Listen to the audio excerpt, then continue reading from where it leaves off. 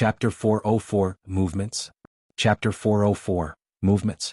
The moment Du Kai opened his mouth, heart-seeking spikes as thin as a cow's hair had already arrived before Su Zimo in a cluster. The distance between them was too close.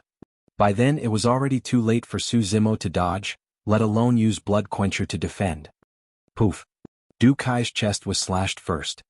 The massive wound almost split his body into two as fresh blood gushed. However, as if he couldn't feel any pain, Du Kai's eyes were fervent as he laughed menacingly. Even if I have to die, I'll drag you. Kill? Suddenly, Du Kai's sentence was interrupted by a loud shout and he could no longer continue. A boom sounded in his mind as his ears rang repeatedly, as though he was struck by lightning. The stinging pain was unbearable and his mind went momentarily blank. If there was a mirror that Du Kai could see himself in at this moment, he would find his ears gushing with fresh blood and his eyes ruptured. Thunderclap Kill. Su Zimo knew of a sonic secret skill that, although couldn't match with the power of his blood chi and spirit arts, could be used instantaneously and produce mystifying effects. Initially, the might of Su Zimo's Thunderclap Kill would have never been able to get to this stage. However, after clearing his 7 orifices, the strength of his mouth orifice increased exponentially and the might of Thunderclap Kill evolved to a state where it couldn't be ignored. Furthermore, the two of them were too close together and Du Kai's 7 orifices bled instantly against the shock of Su Zimo's voice. The true terror was still awaiting. Su Zimo had not only used his mouth orifice for that roar, but also the immense power of his 5 organs. The moment he opened his mouth, there was a massive air current. The heart-seeking spikes that were about to strike Su Zimo paused in their tracks and reversed at an even faster speed. Du Kai's pupils constricted as he was blinded by a bright blue light. Poof, poof, poof. The sounds of sharp objects piercing into flesh echoed as the chain of heart-seeking spikes buried themselves into Du Kai's face, disappearing in an instant without any blood at all. Du Kai staggered in retreat. He had barely taken a few steps when his face turned ink black with blood oozing from the side of his lips. Collapsing stiffly, he died on the spot. Since he was young, Du Kai had been playing with poison and there were countless cultivators who had died against that move of his. However, he had never expected himself to die in the hands of his own ultimate move. Su Zimo's figure descended as well as he heaved a sigh of relief. What happened earlier had given him a shock as well. If he hadn't had a secret skill like Thunderclap Kill, he would have been the one lying on the floor right now. Turning around, Su Zimo smiled coldly at the poison sect cultivators that were watching from outside the hall. In a flash, he charged into the crowd with Blood Quencher. Poison sect had crossed Su Zimo's bottom line by laying their hands on Xiaoning. The moment he stepped into this place, he had no intention of letting anyone off. Ji Qingqian's guess was right. Su Zimo's motive was to exterminate them from the roots. Su Zimo had to remove every single trace of danger from Xiaoning's side. Night Spirit was imperceptibly strong.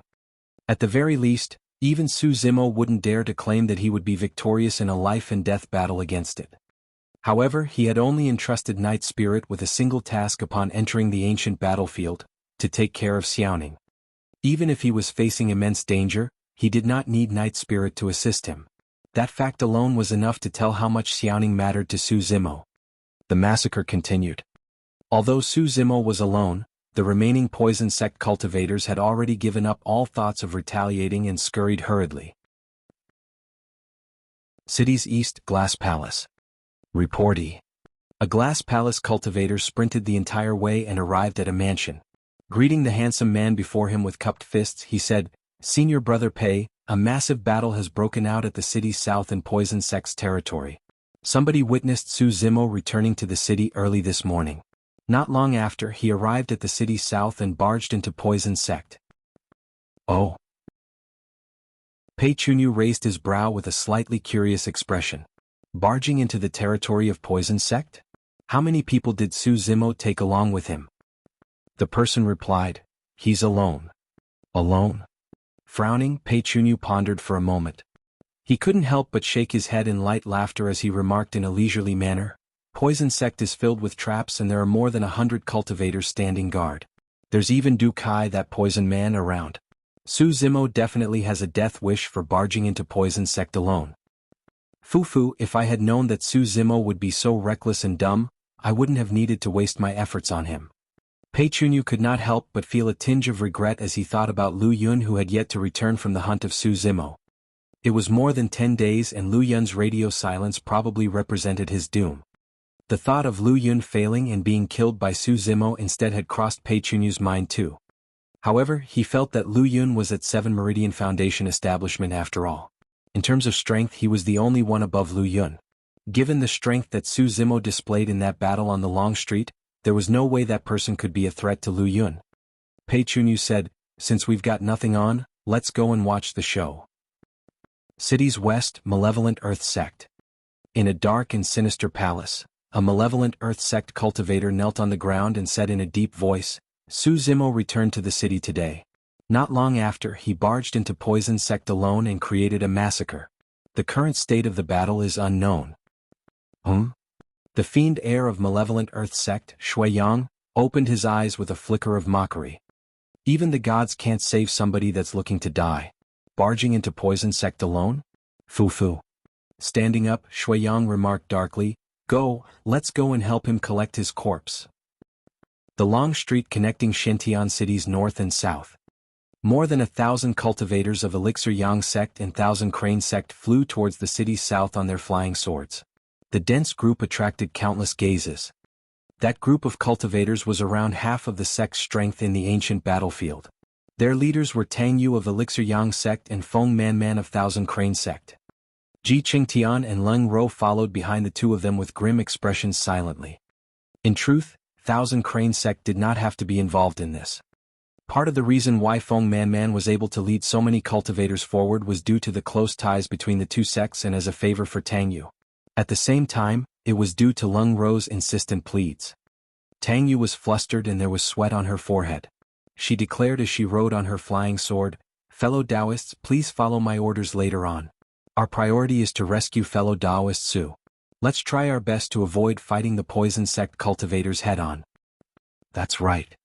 Feng Man added, "This is a rescue mission, not a battle." Thereafter, Feng Man whispered consolingly, "Xiao Yu, don't be worried. Fellow Taoist Su is extraordinarily strong and the heavens will bless him. Perhaps we might be able to make it in time." In truth, Feng Man no longer bore any hope despite what she said. To her, they would only make it in time to help Su Zimo collect his corpse. "Thank you, Sister Man." Tang Yu forced a smile and expressed her thanks. In a split second, all the factions in Shintian City were alerted and moved towards Poison Sect at the city's south one after another. Chapter 405 How Tragic. Chapter 405 How Tragic. In the skies, more than 10 figures rode on their flying swords. Their leader was a handsome man in luxurious robes. With eyes that were crystalline like glass, he exuded a unique aura that attracted everyone's attention. He was none other than the commander for Glass Palace's expedition, Pei Chunyu. Glass Palace's group was about to arrive at Poison Sect at the city's south. At the same time, another group of cultivators rode on their flying swords from the direction opposite of Glass Palace. Wearing black robes, they were none other than malevolent Earth Sect cultivators. The two major sects were not far from one another and could even see the other through the skies. "Reporty." Right then, a Glass Palace cultivator sped over with a frantic expression. His eyes could barely contain his shock as he gulped before struggling to say, "Senior Brother Pei, Poison Sect is no more." "Oh." Pei Chunyu replied and wasn't too bothered. After a slight pause, he frowned and returned to his senses. Gazing at his underling's face, he asked slowly with an increasingly sharp expression, "What did you just say? Repeat yourself?" The other Glass Palace cultivators looked at that person confusedly, thinking that they had heard wrongly. The reporting cultivator chuckled bitterly and shook his head. "Poison Sect's faction in the ancient battlefield is gone. Almost all the Poison Sect cultivators were massacred by Su Zimo." The Glass Palace group was shocked. How is that possible?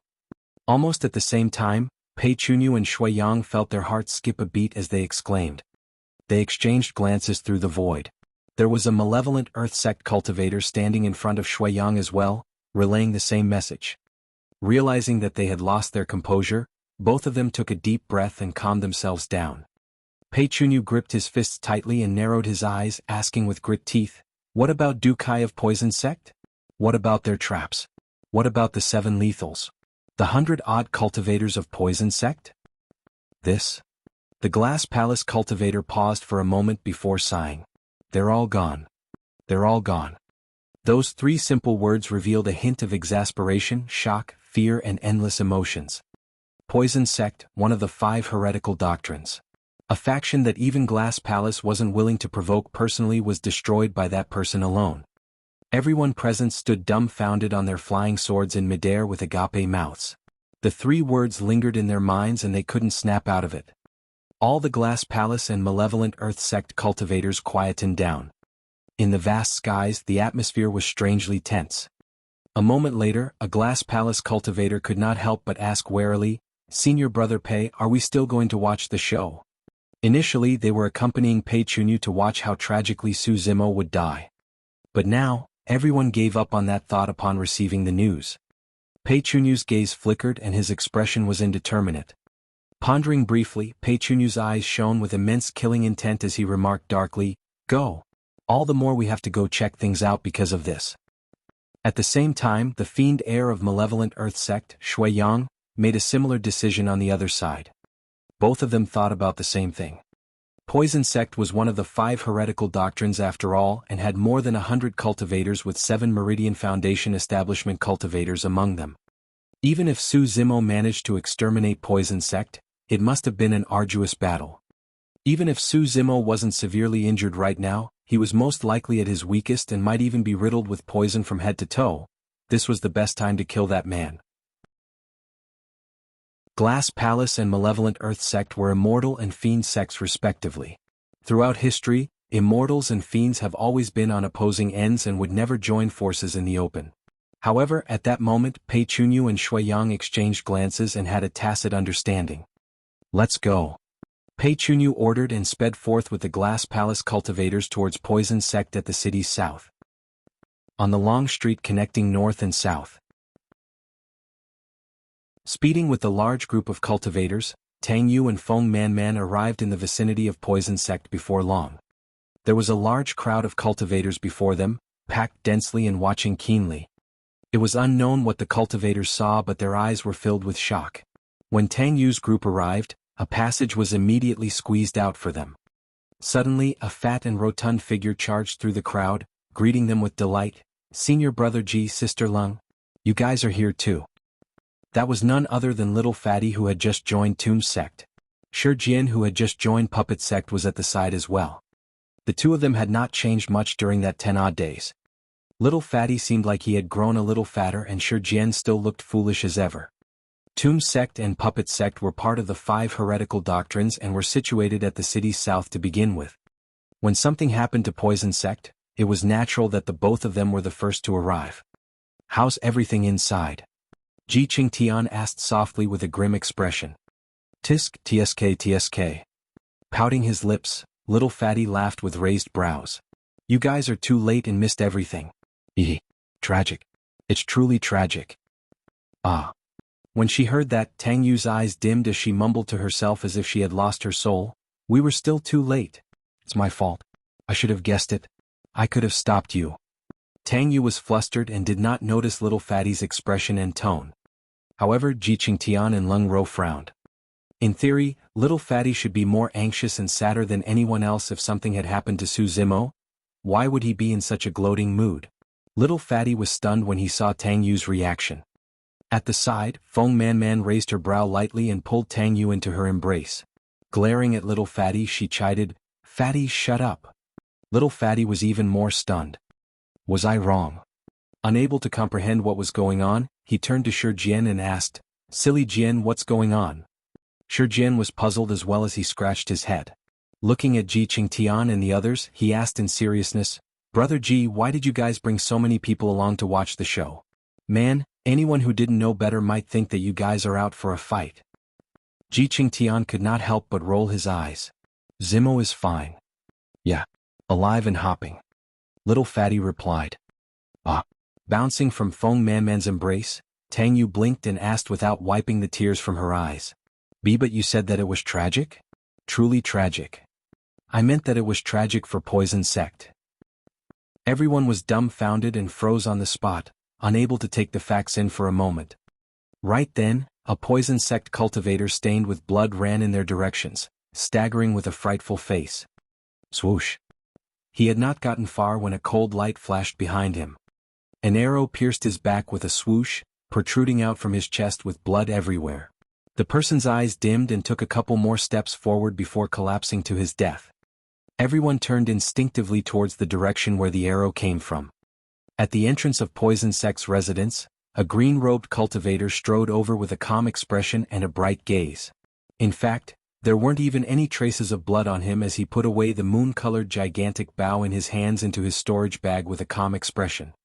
At the same time, the Glass Palace and malevolent Earth Sect groups arrived to witness that scene.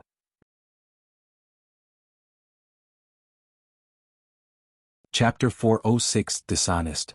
Chapter 406 Dishonest.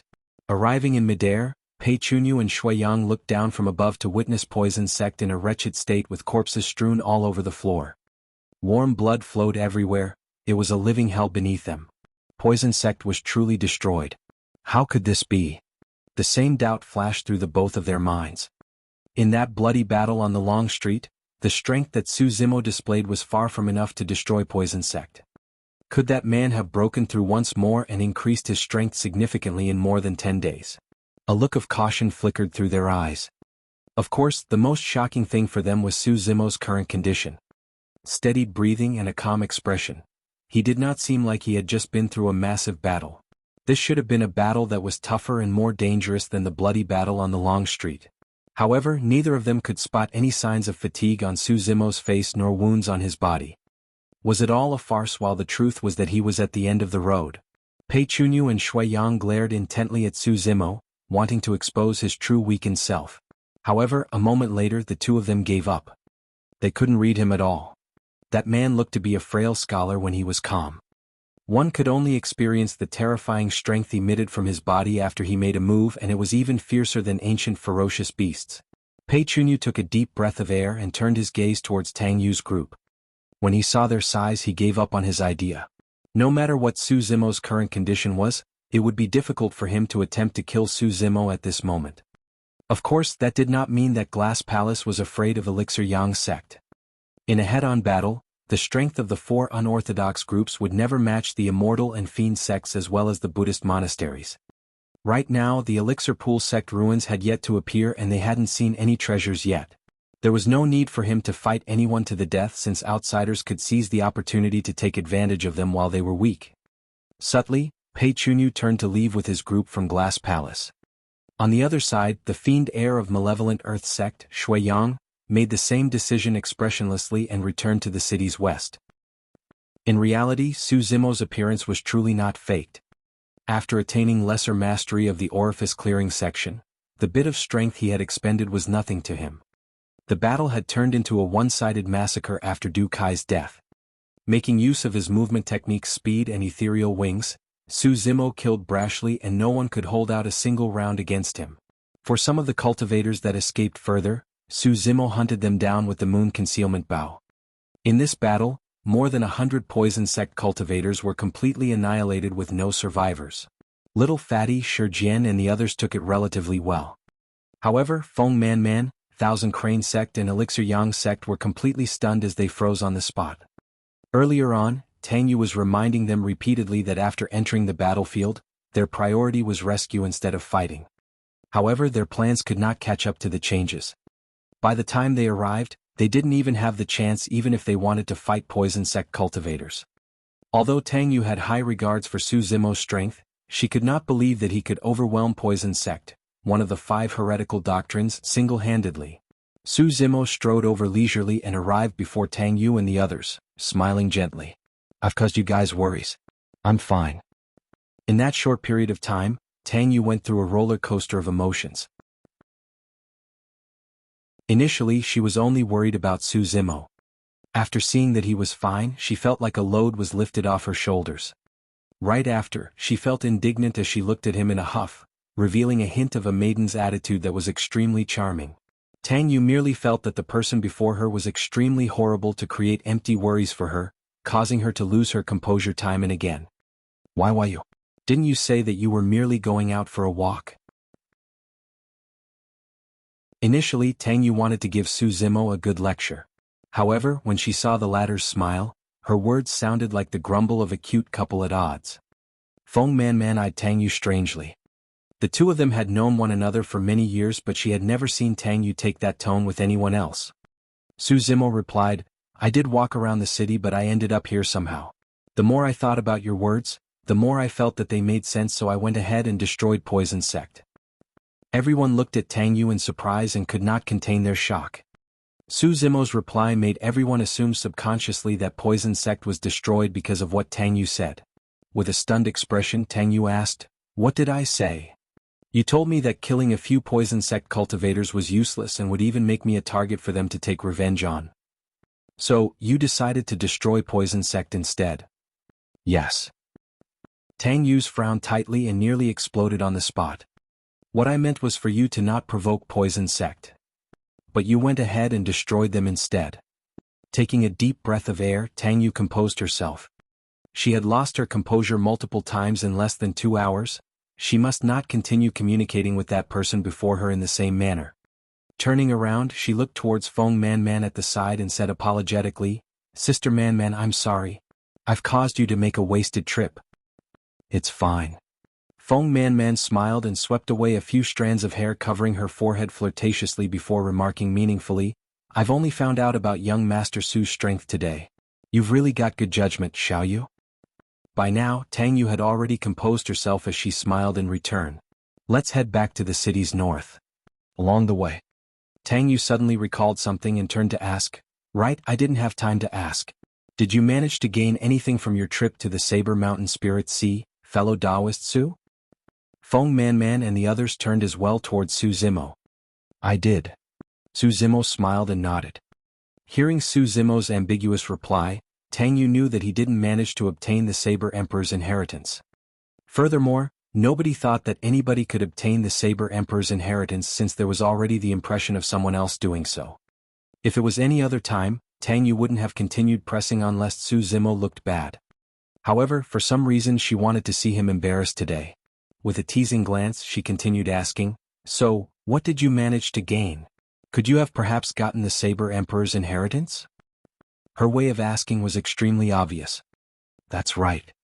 Su Zimo continued smiling and replied naturally as though it was real. When she heard that, Feng Man pouted and thought to herself, although this man is capable, he's dishonest and wants to put on appearances. Tang Yu pursed her lips and smiled before shaking her head without asking anything more. When everyone was about to arrive at the city's north, a cultivator sped over from outside the city gates, yelling the moment he entered the city, Big news! After 1,000 years, somebody managed to obtain the Saber Emperor's inheritance again. The Saber Mountain collapsed and the Spirit Sea dried up. The Saber Mountain Spirit Sea has vanished from the ancient battlefield completely. Suddenly Tang Yu's group slowed down and turned quiet. Chapter 407 Fog Valley. Chapter 407, Fog Valley. That piece of news was enough to stir up the entire ancient battlefield. In fact, it would cause a stir in the cultivation world as well after they left the ancient battlefield. Theoretically, everyone should start to discuss and wonder about who obtained the Saber Emperor's inheritance thereafter. However, at that moment, everyone went silent. That was because someone among them had just admitted to obtaining the Saber Emperor's inheritance. If both events had happened separately with some time in between, no one would have connected the dots. But now that someone had just admitted to it, the news spread to the city. Everyone looked towards Su Zimo instinctively with strange expressions. Was it for real? It was a fleeting thought as everyone denied it internally right after. The Saber Mountain Spirit Sea was formed in the ancient era. Since then, countless geniuses had attempted and yet, only a single person had managed to pass the test and obtain the inheritance. It was obvious how difficult it was. It was not ridiculous to call the Fiend Sect cultivator 1,000 years ago a peerless paragon. Could a peerless paragon exist among their midst as well? It was a mysterious and surreal feeling. Everyone, I'll go check on Xiaoning. Right then, Su Zimo spoke and bid farewell with cupped fists before floating off. After Su Zimo was far away, Feng Man suddenly asked, Xiaoyu, do you think that he was speaking the truth? I have no idea as well. Tang Yu chuckled bitterly and shook her head. For the next period of time, news of Poison Sect being destroyed was taken over completely by the news of the Saber Mountain Spirit Sea vanishing.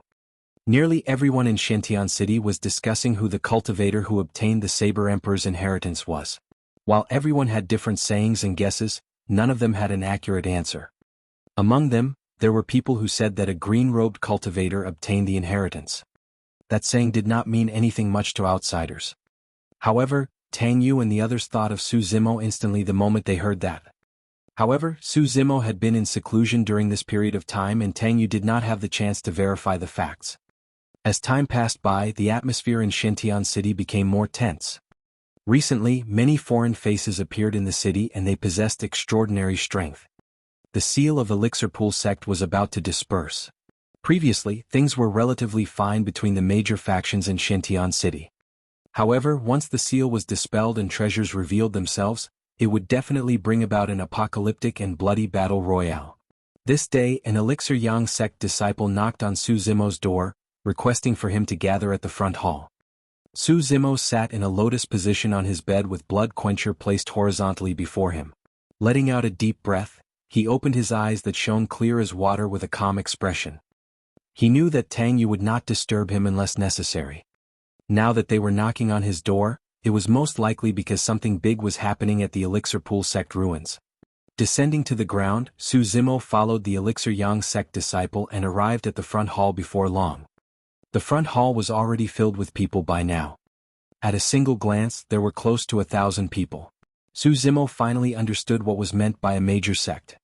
Before entering the ancient battlefield, the Emperor of Great Zhou mentioned that the Great Zhou dynasty's strength was enough to teleport 50 cultivators at most.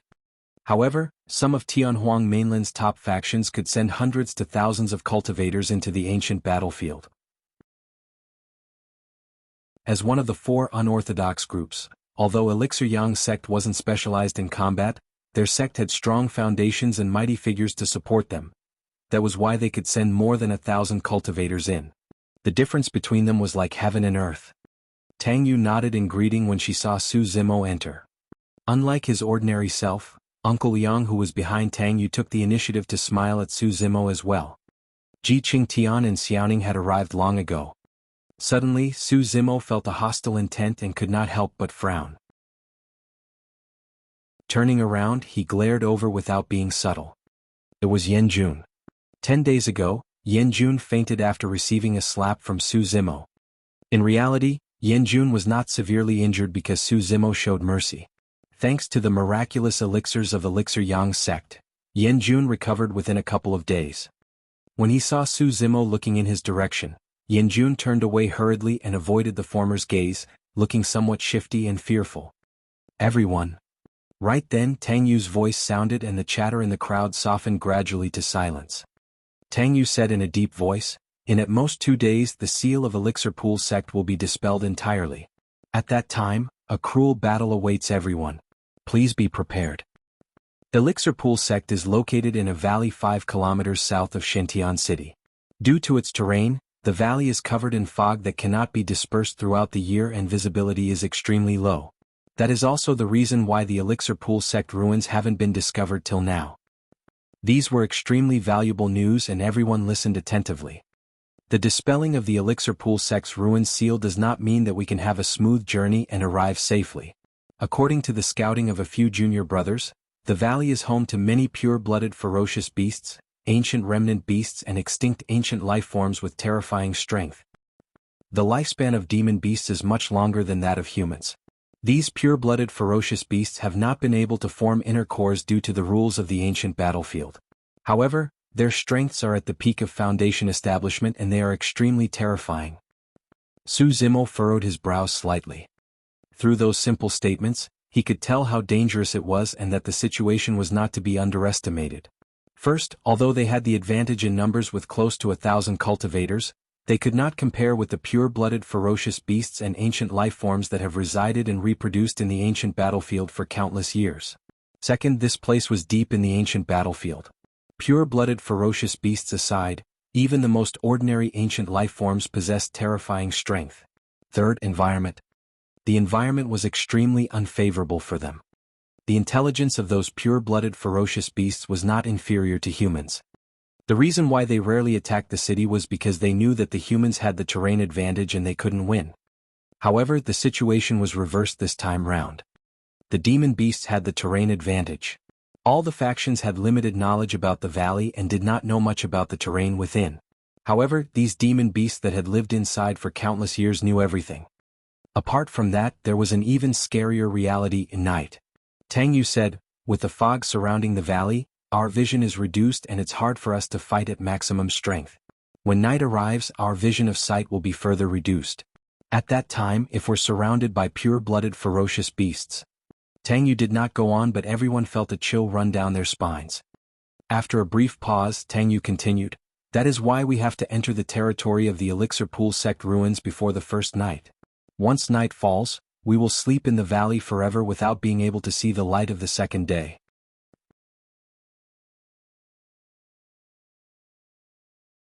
Chapter 408 Sealer. Chapter 408, Sealer. The test of the ancient battlefield was finally about to arrive. It was easy for one to cultivate in reclusive seclusion within Shantian City and tide through the year. However, the cultivators who entered the ancient battlefield were all geniuses of the younger generation of their respective sects. Each of them had their ambitions. They did not enter the ancient battlefield to cultivate, they did it to gain opportunities, treasures and many long-lost secret cultivation techniques. Back in the glorious period of the ancient era, Elixir Pool sect was also a renowned super sect. A sect as such was buried by the sands of time, sealed through eternity, and was only seeing the day of light again now. Within, there were bound to be countless treasures and opportunities awaiting everyone. All the major factions of Shantian City will be gathered this time round, including sects like Glass Palace and Malevolent Earth sect. There will definitely be a bloody battle when the time comes. Tang Yu said solemnly with a stern expression. Elixir Yang sect can give up on other treasures if the situation seems bad. However, we must fight and get our hands on Elixir Pool sect's recipes. Most of those recipes may have already been lost through the times.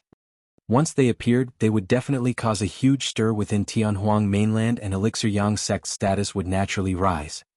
Everyone go back and wait. Get ready and prepare to set off at any moment. After Tang Yu finished speaking, many cultivators dispersed and returned to their rooms. Fellow Taoist Su, fellow Taoist Ji, please wait up. Tang Yu held back Su Zimo and Ji Qingtian and they took their seats after everyone left. Have you guys heard of the sealer? Tang Yu did not beat around the bush and asked directly. Su Zimo and Ji Qingtian were slightly stunned, exchanging gazes before shaking their heads. Their understanding of the ancient battlefield was far inferior to these disciples of super sections. Tang Yu had expected that and wasn't surprised. If Su Zimo hadn't even heard of the Saber Mountain Spirit Sea, it was only logical that he wouldn't know about sealers. Tang Yu explained, apart from geniuses at Foundation Establishment Realm, some major sects of Tianhuang mainland will teleport golden cores here as well. What? Su Zimo and Ji Qingtian were shocked. Su Zimo had heard from Demonist Ji that the ancient battlefield was a separate dimension of its own, formed by fragments left behind by an apocalyptic war back in the ancient era. There were elementary, intermediate and advanced ancient battlefields. Right now they were in the elementary ancient battlefield. The 3 grades of the ancient battlefields were decided based on their relative stabilities. The elementary ancient battlefield was the most unstable. If the energy fluctuation is too great, it would cause a dimensional tear, devouring the cultivator entirely and releasing him into the voids to be shredded by the void currents. After countless years of testing, the breaking point was decided at the Golden Core realm. As long as the cultivators were below the Golden Core realm, they would not cause a dimensional tear. As for the dimension of the intermediate ancient battlefield, it was stabler and golden cores can enter and attack freely within it. A dimensional tear would not be caused as long as their cultivation realms were lower than nascent soul. As a world of its own, the ancient battlefield possessed self-preservation instincts and could reject cultivators with power beyond the breaking point. Take the elementary ancient battlefield for example, golden cores had no way of entering it. It was more like a rule that could not be defied. But now Tang Yu's statement had overthrown Su Zimo's previous understanding. Tang Yu explained, some of the major sects with strong foundations and had been around for ages have mighty figures among them with supreme methods. These people can secretly seal a golden core's cultivation temporarily and send them into the ancient battlefield. These golden cores are referred to as sealers. Su Zimo and Ji Qingtian's eyes were filled with shock when they heard that. Methods that could defy a world's rules were truly supreme. However, Ji Qingtian was puzzled right after and asked with a frown, even if they are able to send sealers in secretly, these people would only be able to exert the strength of a peak foundation establishment cultivator. What's the point of spending so much effort? Without replying, Tang Yu smiled and looked at Su Zimo in a testing manner. After pondering for a moment, Su Zimo's eyes lit up and he said slowly, more so to intimidate. When he heard that, Uncle Liang nodded to himself with a look of admiration in his eyes. That's right. Tang Yu replied, sealers are not limited to the strength of a peak foundation establishment cultivator, they are golden cores and can release the full strength of a golden core as well. However, the price for that would be for them to be swallowed by the dimensional tear and die on the spot. Therefore, most of the time, sealers are only there to intimidate others and they will not release the strength of a golden core unless absolutely necessary. Ji Qingtian asked, how do we distinguish sealers then? Tang Yu did not reply and looked towards Su Zimo with a pursed smile. Clearly, she still wanted to test him. Su Zimo's heart skipped a beat as he recalled that night back in the Great Zhou dynasty. Sealers should be elderly golden cores in their twilight years coming to an end of their lifespans. Under normal circumstances, sealers would not release their strength as a golden core in the ancient battlefield. Once they did, it would mean death for them. Only golden cores at the end of their lifespans would agree to entering with the risk of dying at any moment. That night, back in the Great Zhou dynasty, the reason why those two golden cores disregarded the imperial notice and tried to assassinate Su Zimo despite knowing that they would die was because they were at the end of their lives without many years to live anyways. Tang Yu looked at Su Zimo with her mouth agape in shock. She had not expected him to reveal one of the secrets behind it with just a single sentence. Su Zimo continued, since sealers are there to intimidate, they should be by the side of the respective sex commanders to protect them as well. With that said, he turned to look at Uncle Liang who was behind Tang Yu, smiling gently. Uncle Liang, you're a sealer, right? Haha, bravo. Uncle Liang stroked his beard and laughed while praising. In reality, Su Zimo had deduced Uncle Liang's identity long ago. Normally, those who entered the ancient battlefield were all young geniuses. It was truly strange for an elderly man with white hair such as Uncle Liang to appear in the ancient battlefield. Tang Yu continued, since sealers are old with failing physique and weak stamina, they rarely fight even without using the strength of a golden core. Pondering for a moment, Ji Qingtian asked again, if that's the case, why don't you send more sealers? That amount of strength should be enough to sweep through the ancient battlefield. It won't. Tang Yu shook her head. First, there aren't many golden cores in their twilight years. Second, sending a sealer has already disrupted the balance of the ancient battlefield. If the golden cores truly wage war and cause multiple dimensional tears, the world would be even more unstable and might even be destroyed. The result of a destroyed dimension would be for all beings in it, regardless of whether they were alive, to be reduced to dust and return to chaos. In order to prevent the ancient battlefield from being destroyed, the major sects had an agreement that they would only send a single sealer in each time. After a slight pause, Tang Yu turned to Su Zimo. What I want to remind you is that Pei Chunyu and Shui Yang each have a sealer by their sides as well.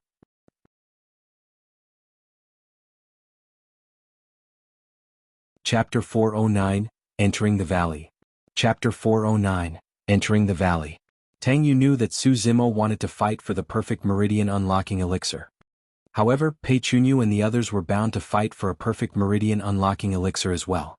At that time, a massive battle would break out and Su Zimo's enemies were not only Pei Chunyu and Shui Yang, but their sealers as well. It was obvious that Tang Yu was implying for Su Zimo to back off. Su Zimo's current strength was enough for him to go against Pei Chunyu and Shui Yang. However, even without using their strength as golden cores, sealers were equivalent to 8 Meridian Foundation Establishment cultivators just by releasing the strength at peak Foundation Establishment. That was more than enough to suppress Su Zimo. No matter what, Su Zimo did not stand a chance at all. If he persisted and enraged the sealers, causing them to release their strength as golden cores, Su Zimo was bound to die. Su Zimo smiled but did not comment. No matter what, he had to get his hands on a perfect meridian unlocking elixir. This concerned his future accomplishments and no one could stand in his way.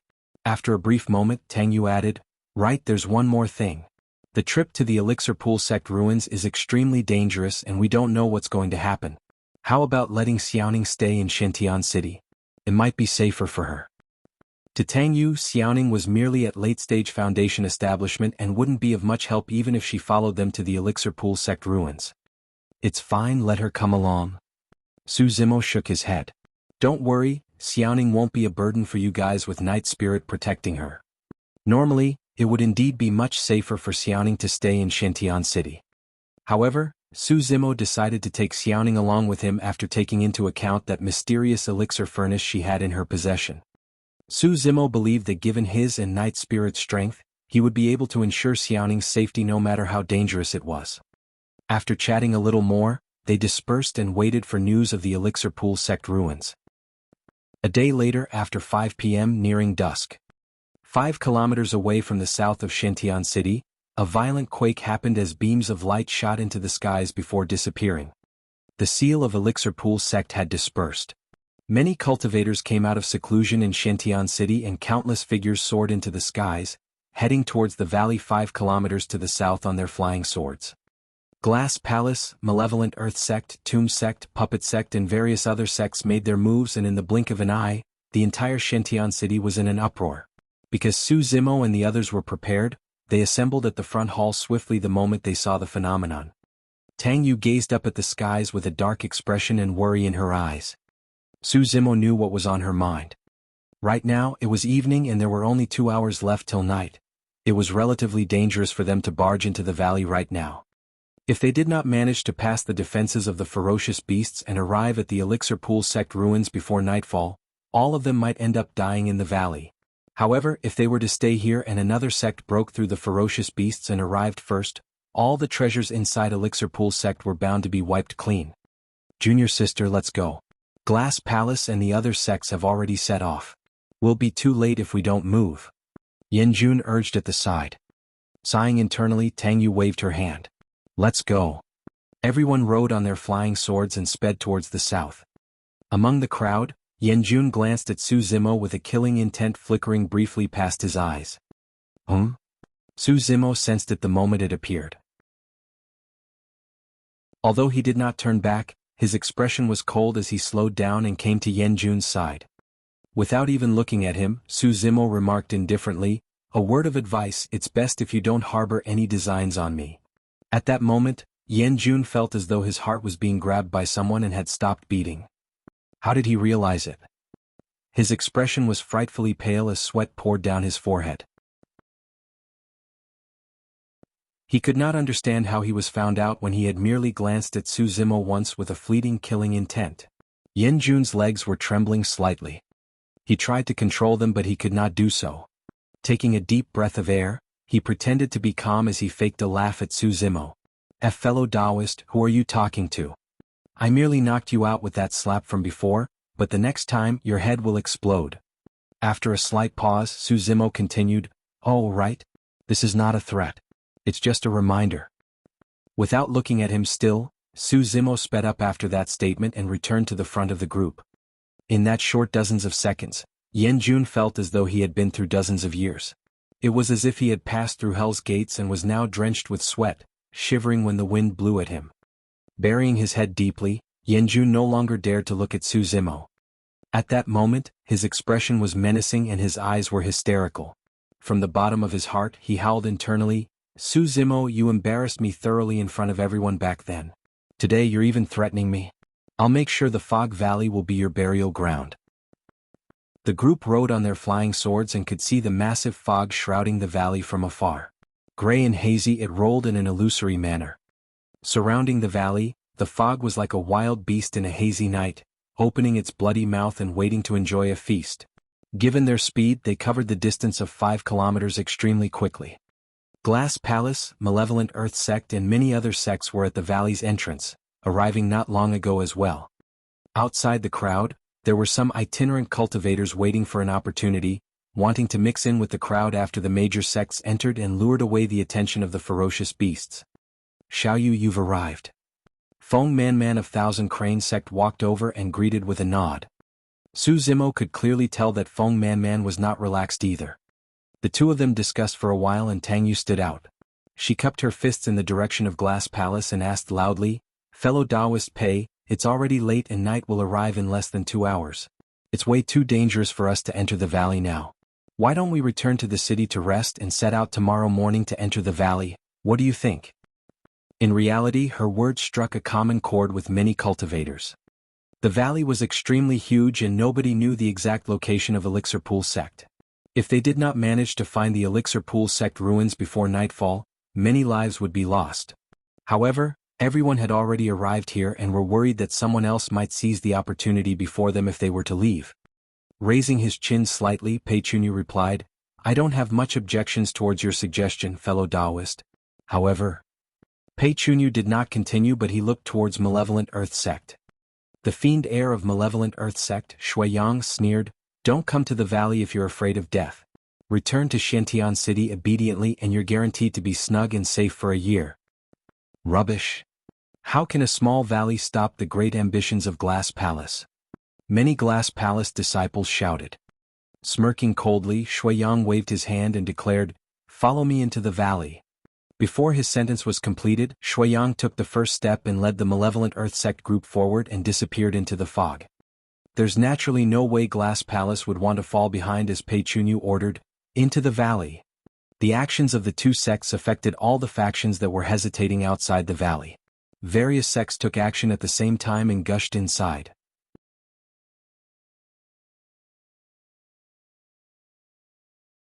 Chapter 410 Ancient Blood Mosquito. Chapter 410 Ancient Blood Mosquito. Greed often causes one to lose their rationality. At that moment, all the cultivators rushing into the valley were fervent with burning gazes. The only thing left in their eyes were the treasures of Elixir Pool Sect. They had instinctively forgotten about the latent dangers in the valley. None of them wanted to be left behind.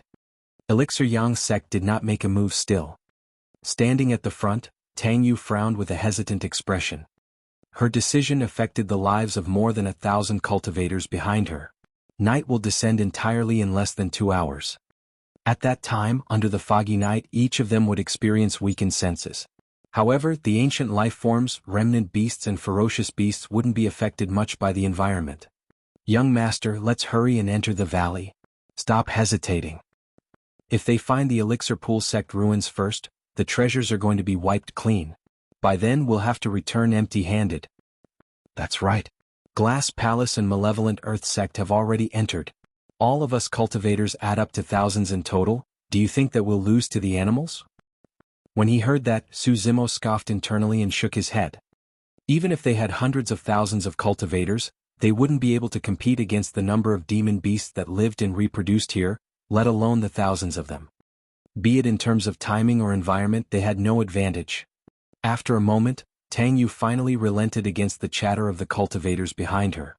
With exasperation in her heart, she waved her hand. "Let's go. Into the valley." Elixir Yang Sect was the final group to enter the valley. According to the original plan, the 1,000-odd Elixir Yang Sect cultivators were supposed to form a cone-shaped formation. Those with the weakest combat strength, such as Su Xiaoning and some other Elixir Refinement Masters, would be in the middle of the formation. The outer perimeter of the formation would be formed with the Battle Hall cultivators. The topmost and sharpest end of the cone formation would be formed with Su Zimo, Ji Qingtian and Yan Jun. Su Zimo was in the middle and Ji Qingtian and Yan Jun were slightly behind him, supporting from both sides. The moment they entered the valley, Su Zimo summoned 18 supreme-grade flying swords that hovered around him, ready to strike at any moment. "The visibility is so low." "That's right. I can only see 100 feet or so." Many cultivators started discussing in hushed whispers after entering. Ji Qingtian was at 7 Meridian Foundation establishment. Gazing around, he nodded. "I can only see 100-odd feet around me at most. What about you, Zimo?" "Around the same." Su Zimo replied ambiguously. In reality, after clearing his 7 orifices, Su Zimo's vision was extremely powerful. Even in the fog he could see things thousands of feet away. If the fog before him had a very small effect on demonic beasts, it was equivalent to not affecting Su Zimo at all. Many cultivators groped and proceeded forward. Not long after, the roars of ferocious beasts echoed in the valley, mixed with heartbreaking cries. The sounds were frightening and unsettling. Has someone already encountered a ferocious beast? Probably. Some cultivators discussed softly among the crowd. With the obstruction to their vision and the continuous howls of beasts in the valley, everyone's excitement gradually died down and they started feeling restless. Suddenly Su Zimo's voice sounded. "Everyone watch out. There's a large number of ancient blood mosquitoes around." Everyone was shocked. Blood mosquitoes were one of the most common spirit beasts in Tianhuang mainland. They were around the size of a fist and loved sucking the blood of other living beings, humans included. While blood mosquitoes were weak, ancient blood mosquitoes were much more terrifying. Ancient blood mosquitoes were life forms of the ancient era and were long extinct in Tianhuang mainland. Massive in size, they were larger than humans and their wings would buzz loudly when they flapped. While their bodies were relatively fragile, the mouthpart that they used to suck the blood of other living beings was their killing weapon and was extremely frightening. Long, thin, sharp and indestructible, their mouthparts could penetrate the flesh of other living beings with ease and they could suck an ordinary living being dry within 10 seconds. What was even more terrifying was that ancient blood mosquitoes lived in swarms. When ancient blood mosquitoes hunted for food, they would swarm over with the skies covered. Even ancient remnant beasts wouldn't be able to escape them and would turn into dried corpses in the blink of an eye. The color drained from everyone's faces as the mention of ancient blood mosquitoes. If they encountered the ancient blood mosquitoes, even escaping with half the crew alive would already be the best-case scenario. However, everyone could not help but feel doubt when they did not see signs of the ancient blood mosquitoes even after a while. What ancient blood mosquitoes? Bloody hell. It was just a false alarm. What's up with this person? You can't joke casually about such things. The cultivators could not help but grumble. At the side, Yanjun crossed his arms and watched the show gloatingly. Tang Yu frowned slightly. She knew that Su Zimo would not joke around. However, when she saw that there was still nothing around them after a while, she could not help but head forward and ask, "Fellow Taoist Su, are there truly ancient blood mosquitoes?" "Of course." Su Zimo nodded. As soon as he finished speaking, the sound of wings flapping could be heard clearly. Psst. Everyone's expressions changed drastically. This time round, none of them doubted Su Zimo's words. However, none of them could understand how he managed to discover the ancient blood mosquito so early. Tang Yu squinted her eyes and her gaze flickered as her thoughts raced. The ancient blood mosquitoes had flown at least a few thousand feet from the time Su Zimo gave his warning until now. Could it be that Su Zimo had spotted the ancient blood mosquitoes from more than a few thousand feet away? The thought of that possibility gave Tang Yu a shock. There was no time to think as a swarm of ancient blood mosquitoes appeared before them. In fact, Tang Yu could make out the bloodshot eyes and the thin long mouthparts that were stained with blood of the ancient blood mosquitoes. Many of them could not hold it any longer as they roared and summoned their spirit weapons, attacking the dense swarm of ancient blood mosquitoes. In the blink of an eye, a brilliant spirit light shone in the fog and sword chi filled the place. Clang, clang, clang. The flying swords of many cultivators pierced through the air. The ancient blood mosquitoes lightly shook their mouthparts and collided with the flying sword, causing the sound of metal clashing to ring out.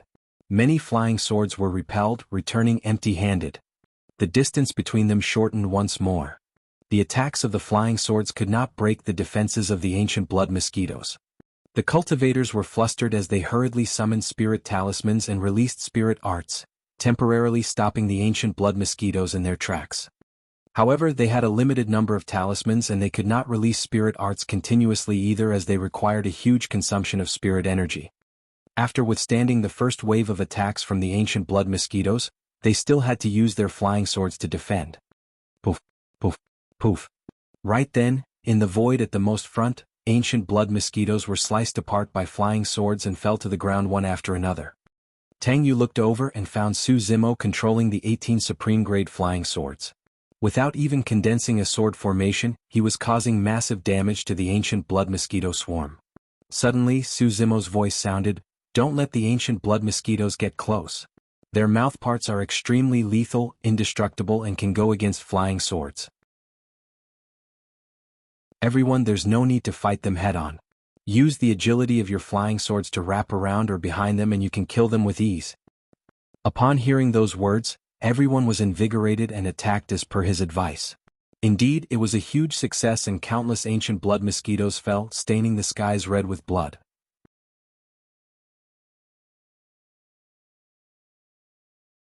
Chapter 411 Ground Dragon. Chapter 411 Ground Dragon. There were too many ancient blood mosquitoes as they filled the skies and swarmed over like locusts. Even though they knew the weakness of the ancient blood mosquitoes, it was inevitable for them to have openings in their defense, allowing the ancient blood mosquitoes to close in. Those blood-stained, thin and long mouthparts were extremely sharp. Once a cultivator was pierced by them, bloody holes would be formed and they would be sucked dry in the blink of an eye, leaving behind nothing but a skeleton. Initially, cultivators died as the group continued ahead, causing gaps in the formation. Under Tang Yu's lead, the group gathered even more closely and tightly, covering the gaps so that the formation wouldn't be destroyed and torn apart. Although they were similarly at 6 Meridian Foundation establishment, Su Zimo's spirit energy was much richer than the Battle Hall cultivators of Elixir Yang sect and was comparable to that of a 7 Meridian Foundation establishment cultivator. Coupled with his supreme-grade flying swords and ethereal sword, Su Zimo's 18 flying swords created an immense amount of damage ahead and were unbeatable. No ancient blood mosquito could reach him as blood mists appeared continuously ahead along with the tragic cries of the former. With Su Zimo taking over most of the attacks, the pressure on Ji Qingtian and Yan Jun lessened significantly and the group continued pushing forward. Even without turning back to look, Su Zimo could sense cultivators falling to the ground repeatedly, unable to get up. In that fog valley, one was as good as dead if they suffered serious injuries. Since those cultivators chose to enter the valley in pursuit of Elixir Pool Sect's treasures, they had to accept the dangers they were currently facing. Su Zimo was not a saint and did not have the energy or will to save everyone. All he could do was ensure that the front of the formation was preserved as much as possible and lead the group through the obstacles ahead. An hour later, the group of them broke out from the encirclement of the ancient blood mosquitoes. The surrounding ancient blood mosquitoes were gradually minced by the flying swords and fell. Everyone take a rest and treat your wounds. Use elixirs to recover your energy. Tang Yu declared with a heave of relief after breaking out from the ancient blood mosquitoes. Su Zimo frowned and did not comment when he heard her decision. The cultivators stopped in their tracks and started bandaging their wounds while consuming elixirs, panting heavily with pale faces. Everyone looked towards Su Zimo at the front with complicated expressions. Previously, none of them could understand why Tang Yu was willing to offend the 4 mounted bandits just to recruit Su Zimo. But now all of them realized how terrifying Su Zimo was. After that battle, he was calm and composed as usual. Compared to them he was worlds apart. People like Tang Yu and Uncle Yang understood everything even better. If Su Zimo had not paved the bloody path in front of them, they would have lost at least half of their group of cultivators. But now they had only lost slightly more than 100 cultivators after breaking free from the ancient blood mosquitoes. Not long after, when Su Zimo saw that everyone had consumed elixirs and treated their wounds, he came before Tang Yu and said softly, "Let's hurry and leave. This is not a good place to linger." There was less than an hour before nightfall.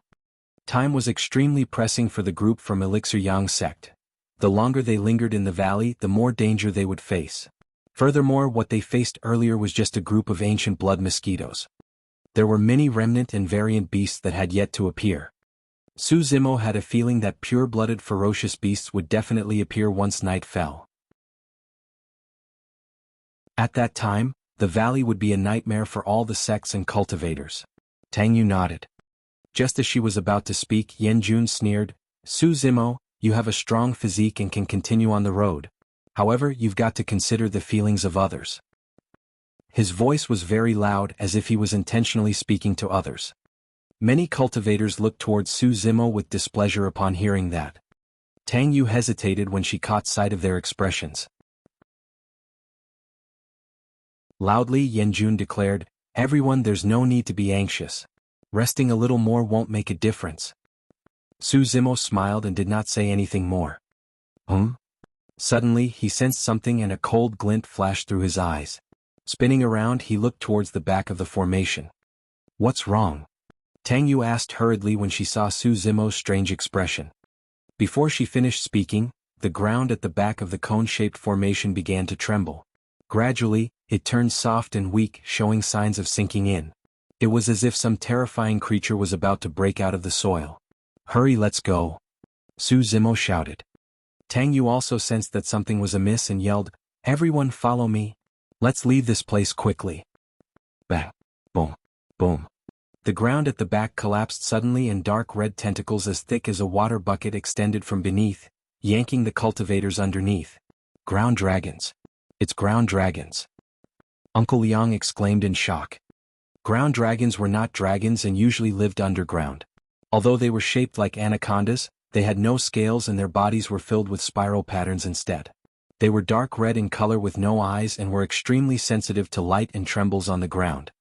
There was a huge circular mouth on their heads with rims of sharp fangs within, and they could grind any living beings into mincemeat with every squirm. The most terrifying thing was that ground dragons had an exceptional regeneration capability. Even if they were cut into several pieces, they could recover to their original states as long as they dug back underground and rested. Any living being that was dragged underground by a ground dragon was most likely doomed, and even ancient remnant beasts were no exception. Although Su Zimo had warned them, most cultivators at the back took it lightly and were completely defenseless. Some of them even assumed lotus positions on the ground. The moment the ground caved in, those cultivators were dragged underground by the ground dragons with only time for a single tragic cry for help. Some cultivators soared into the air hurriedly, but they were devoured by the ground dragons in a single mouthful. They could react, causing blood to spray everywhere in a miserable manner. Some cultivators summoned their flying swords hurriedly to cut the ground dragons into two. However, the ground dragons did not die and still possessed extremely powerful killing power even with half their bodies left. The ground was stained scarlet with blood. Hurry, run. We have to get out of here quickly. A series of shouts sounded within the chaos. The cone-shaped formation was created once more, albeit somewhat scattered, and they rushed towards the valley under Su Zimo's lead.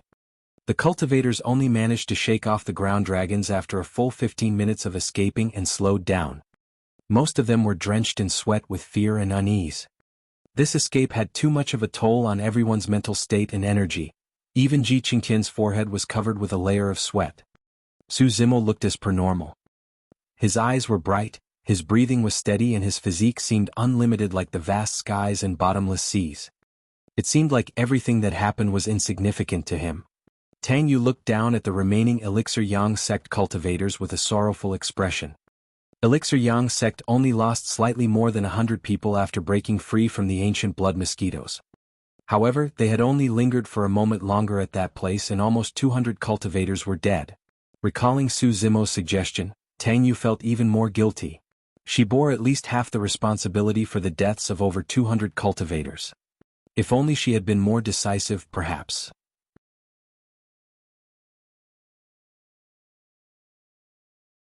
Chapter 412, To Kill a Way Out. Chapter 412, To Kill a Way Out. Many cultivators glared at Yan Jun begrudgingly.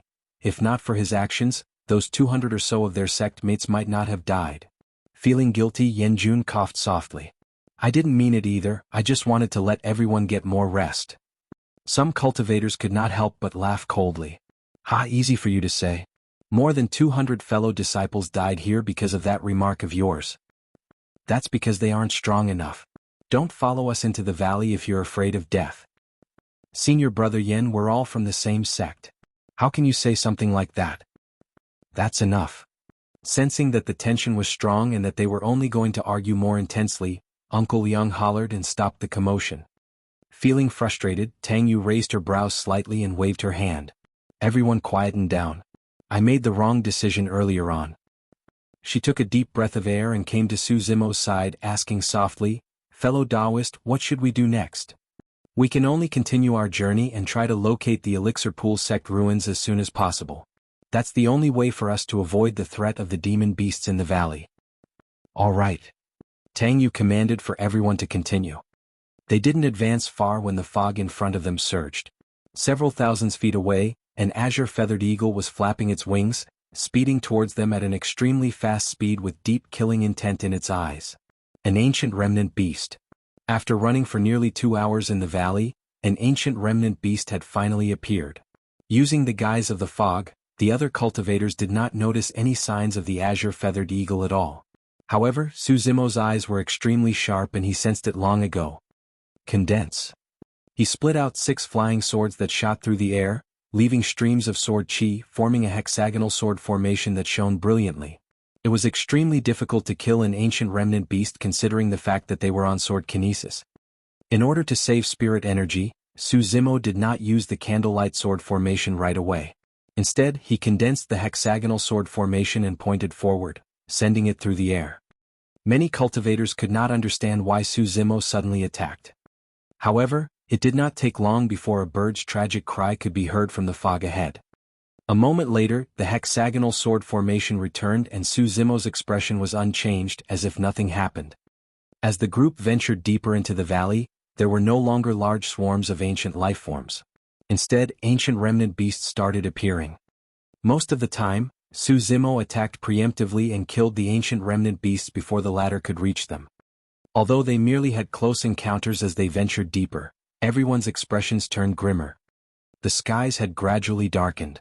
Everyone's vision was reduced once more.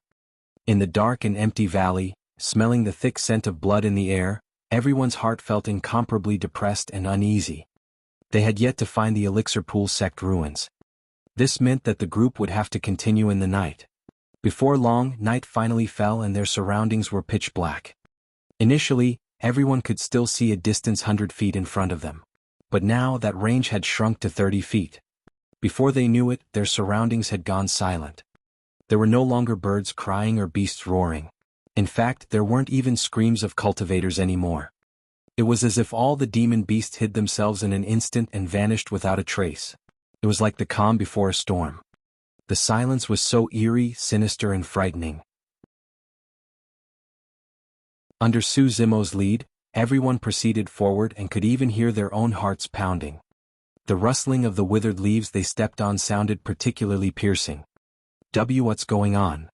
Why aren't there any demon beasts left? Finally, someone could not bear the pressure and asked with a quivering voice, panting slightly. Tang Yu was a little afraid as well. She could even sense the aura of death in that darkness. Right now, the only thing that could calm her down was that back view in front of her that was sturdy even if it was not broad. It was as if their hope would not be extinguished as long as that figure did not fall. The darkness before them was filled with unknown dangers. However, Su Zimo's footsteps did not stop at all as he continued advancing. Suddenly he came to a stop and his deep voice sounded. Although it sounded calm, its content was shocking. Everyone prepare for a fierce battle. A beast stampede is approaching. Beast stampede. The sound of those two words caused everyone's hearts to skip a beat. Narrowing his gaze, Su Zimo looked over and a cold glint flashed through his eyes as he said slowly, "Furthermore, it's a beast stampede made up of ancient remnant beasts." Ah. What? The crowd was in an uproar. A single ancient remnant beast was more than enough to give them all headaches. In the ancient battlefield, who could survive if an ancient remnant beast stampede swarmed over them? Which sect could live to see the next day? If we were to retreat now, can we escape? Finally, a cultivator could not endure the pressure and whimpered with a shaky tone. Faint tremors were coming from the ground, as if a massive army was charging over. Although they could not see it, everyone could sense the violent aura that was coming from in front of them. It was too late. That person already knew the answer without Su Zimo replying. The most worrying situation had arrived.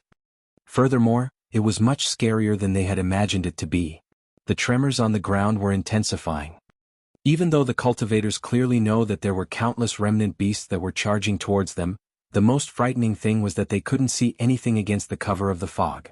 Unable to withstand it, some cultivators sat wasted on the floor as their knees buckled against the tremors of the ground. They were mentally crushed as they cried helplessly. In the face of death, cultivators were no different from mortals. They were equally insignificant and helpless without a single shred of dignity. What should we do? Tang Yu looked at Su Zimo and asked instinctively. Su Zimo replied indifferently, "Of course we welcome them. Of course we welcome them." Those simple few words contained a fearless courage that overlooked everything. Everyone, Tang Yu included, was thinking about how they should escape and survive.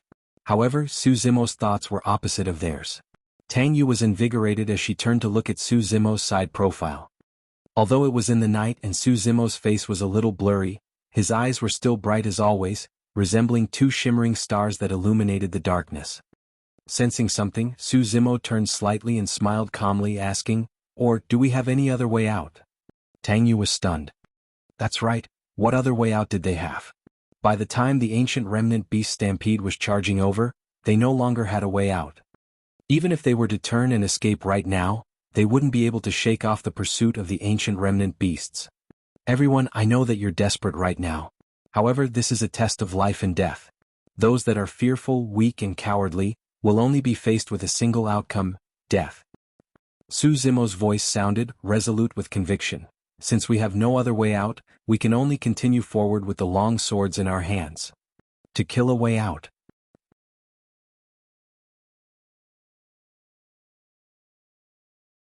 Chapter 413 Plot. Chapter 413, Plot. Bang. Boom. Boom. The rumbling sound ahead of them was deafening, resembling thousands of horses prancing.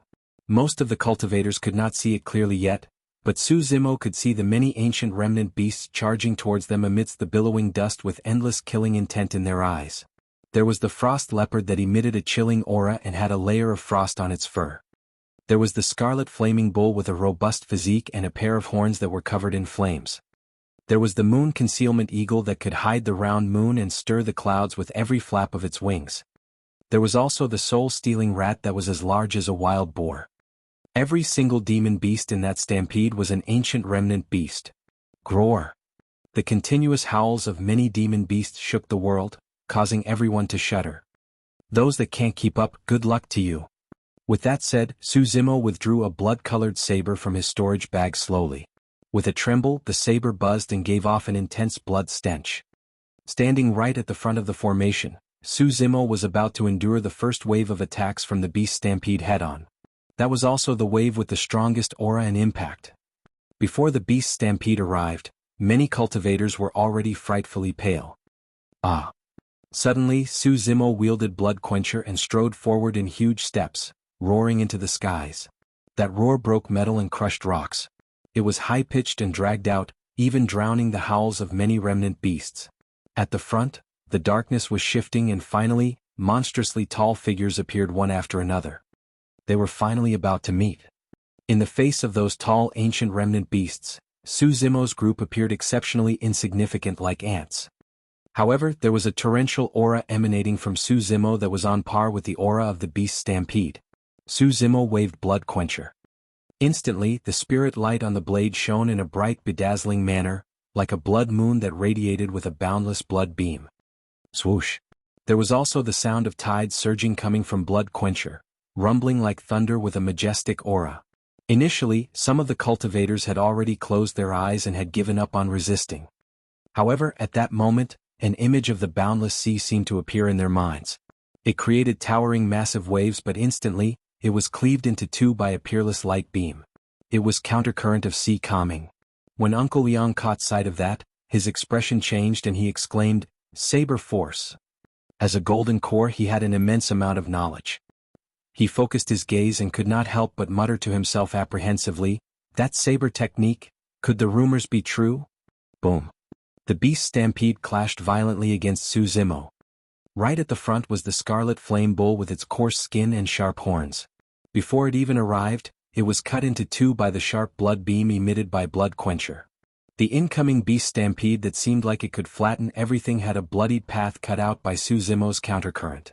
That slash was way too terrifying.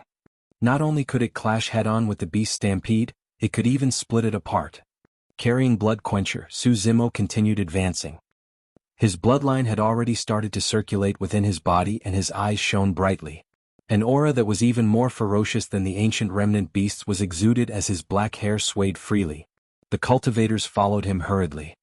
Taking a deep breath of air, Tang Yu declared loudly, "Everyone, please try your best to protect yourselves. Don't let the ancient remnant beasts break our formation and don't stop in your tracks." Other than Su Zimo, the other 6 Meridian Foundation establishment cultivators in the group did not have secret skills as their trump cards and they were barely a threat to the ancient remnant beasts of the valley to begin with. At the front, Su Zimo had been killing the ancient remnant beasts to create a path that was filled with blood and corpses. As long as everyone could stay alive against the attacks of the ancient remnant beasts and followed behind Su Zimo, they had a chance of surviving. However, it was extremely difficult to defend against the attacks of the ancient remnant beasts even if the cultivators defended with all their might. In the fog of the night, everyone's vision was reduced to a range of around 10 feet. Against ancient remnant beasts, 10 feet was an almost instant distance. The moment everyone caught sight of the ancient remnant beasts, the latter would have already lunged at them and it was too late to summon their flying swords or conjure spirit arts. By then, many of them could only rely on their defensive talismans to survive the attacks before defending again. However, most of them would be dragged away by the ancient remnant beasts, shredded and devoured in an instant. With Su Zimo killing at the front, the pressure on Ji Qingtian and Yan Jun wasn't too great. From time to time, Yan Jun's gaze would land on Su Zimo's back with an occasional cold glint. All of a sudden, a frost leopard pounced towards him from the side. Before it closed in, Yan Jun felt a chilling intent and his limbs going cold. He was at 7 Meridian Foundation establishment after all and was completely able to defend himself with his sword. However, a thought came to his mind as he suddenly crouched down, as if his legs had gone soft. Although he nearly fell down, he managed to dodge the attack of the frost leopard. Initially, the right of Su Zimo's back was covered by Yan Jun's position. Yet, with that sudden dodge from Yan Jun, Su Zimo's back was now exposed to the frost leopard. It was akin to Yan Jun letting an ancient remnant beast into the formation. After missing, the closest target to the ancient remnant beast was Su Zimo. Without thinking, the beast extended its paws towards Su Zimo's shoulders, releasing claws that were as sharp as daggers. The frost leopard opened its bloodied mouth and chomped down at Su Zimo's neck with a cold aura. From the moment Yan Jun dodged till the frost leopard chomping towards Su Zimo's neck, everything happened in the blink of an eye. It was already too late by the time cultivators in the formation noticed what happened. Ah! Tang Yu's expression changed as she yelled. All the cultivators were fighting to survive in this intense battle and there was no one who had the energy to help others. Furthermore, no one could save Su Zimo at all given that proximity. Su Zimo seemed like he was oblivious to the frost leopard behind him as he continued to slash ahead. Just as the frost leopard's bloodied mouth was about to land on Su Zimo's neck, the latter's head spun around. With a clang, it smashed against the frost leopard's teeth. Flashes of blood appeared. The frost leopard's teeth were broken and sent flying. Right after, Su Zimo's body retreated a half-step back. Gathering his entire body's strength towards his back, he leaned backwards in a furious motion. Bang! The massive frost leopard was sent flying, turning into a mist of blood in midair. Everyone was dumbfounded when they saw that. An ancient remnant beast was smashed into sludge by a human. Who would have believed it if they had not seen it themselves? With widened eyes and an agape mouth, Yan Jun was shocked in disbelief. What happened was completely different from what he had expected it to be. How could this be? That doesn't make sense. Yan Jun's mind was in a mess. Before he could resolve his doubts, Su Zimo suddenly stopped in his tracks and turned around. Instantly, Yan Jun felt his heart clench as shivers ran down his body.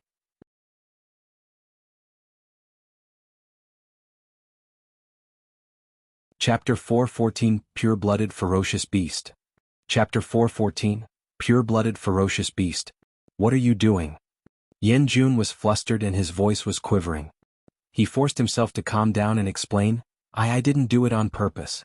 I just lost my footing and nearly fell down. That was how that beast managed to sneak in. Tang Yu and the others merely witnessed the frost leopard pouncing towards Su Zimo but they did not know the reason why. When they heard that, everyone frowned. There was nothing wrong with Yan Jun's explanation, but if Su Zimo had reacted slightly slower earlier, his neck would have been bitten by the frost leopard. Su Zimo did not reply and merely looked calm with a hint of mockery in his eyes. Suddenly, Yan Jun felt like he had nowhere to hide. Su Zimo was reading his thoughts completely. Why you can't kill me?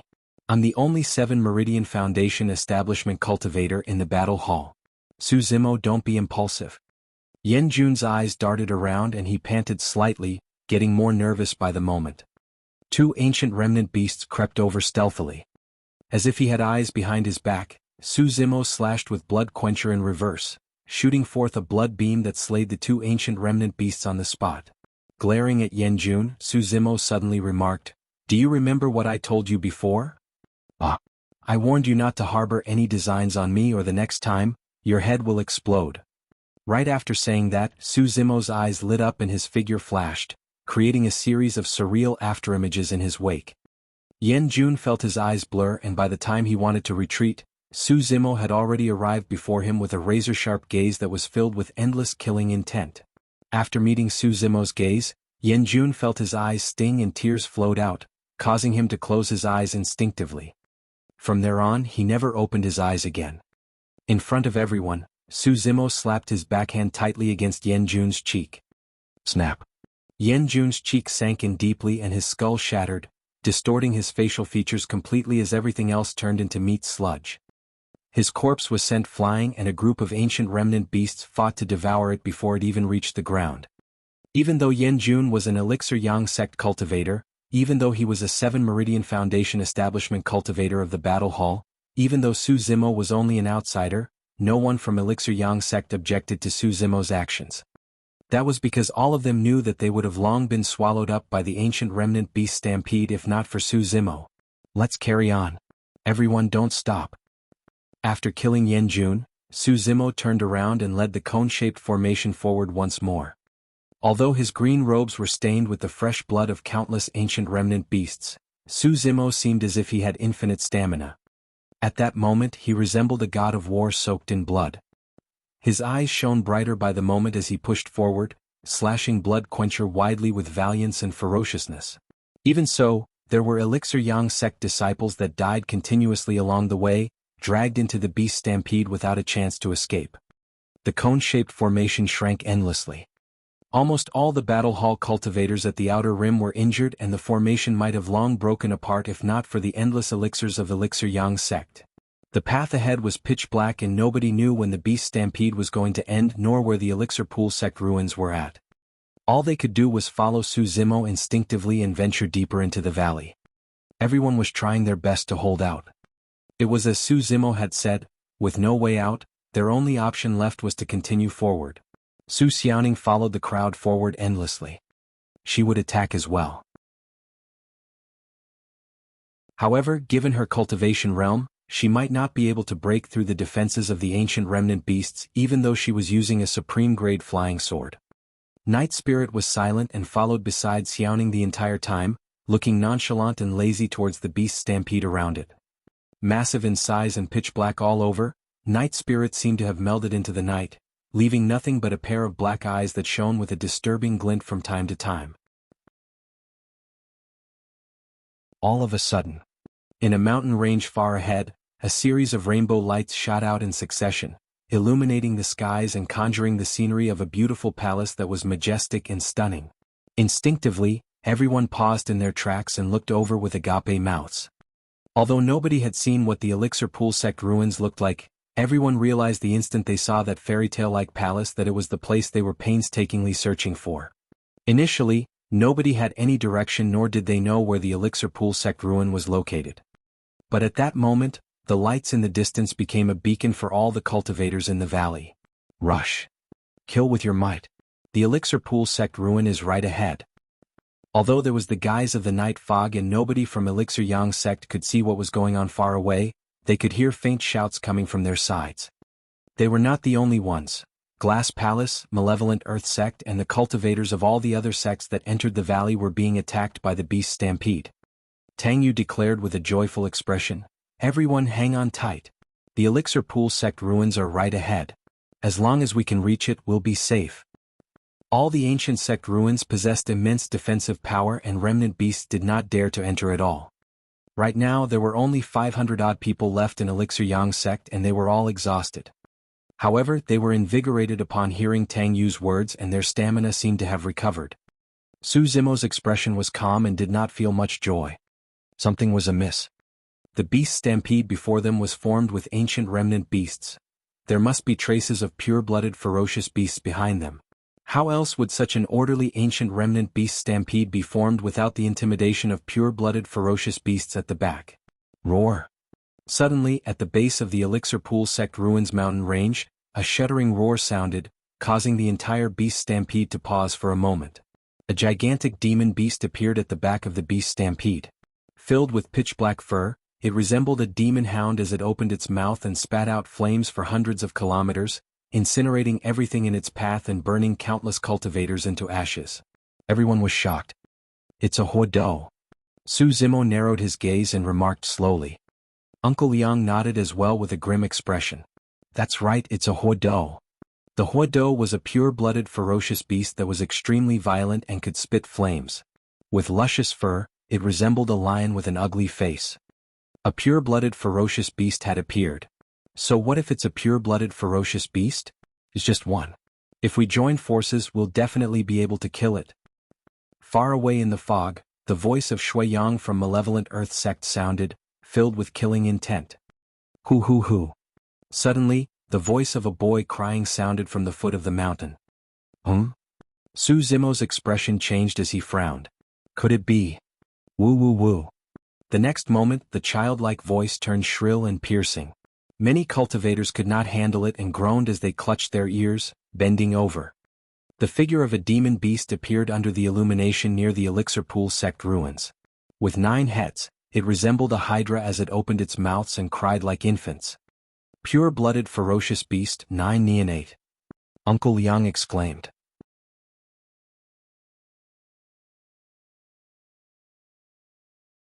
Chapter 4:15, Supreme God Strength.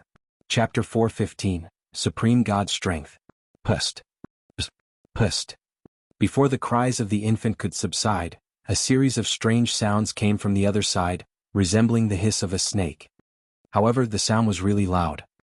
Looking over subconsciously, everyone was shocked and took a deep breath of cold air. There was truly a snake beneath the mountain range.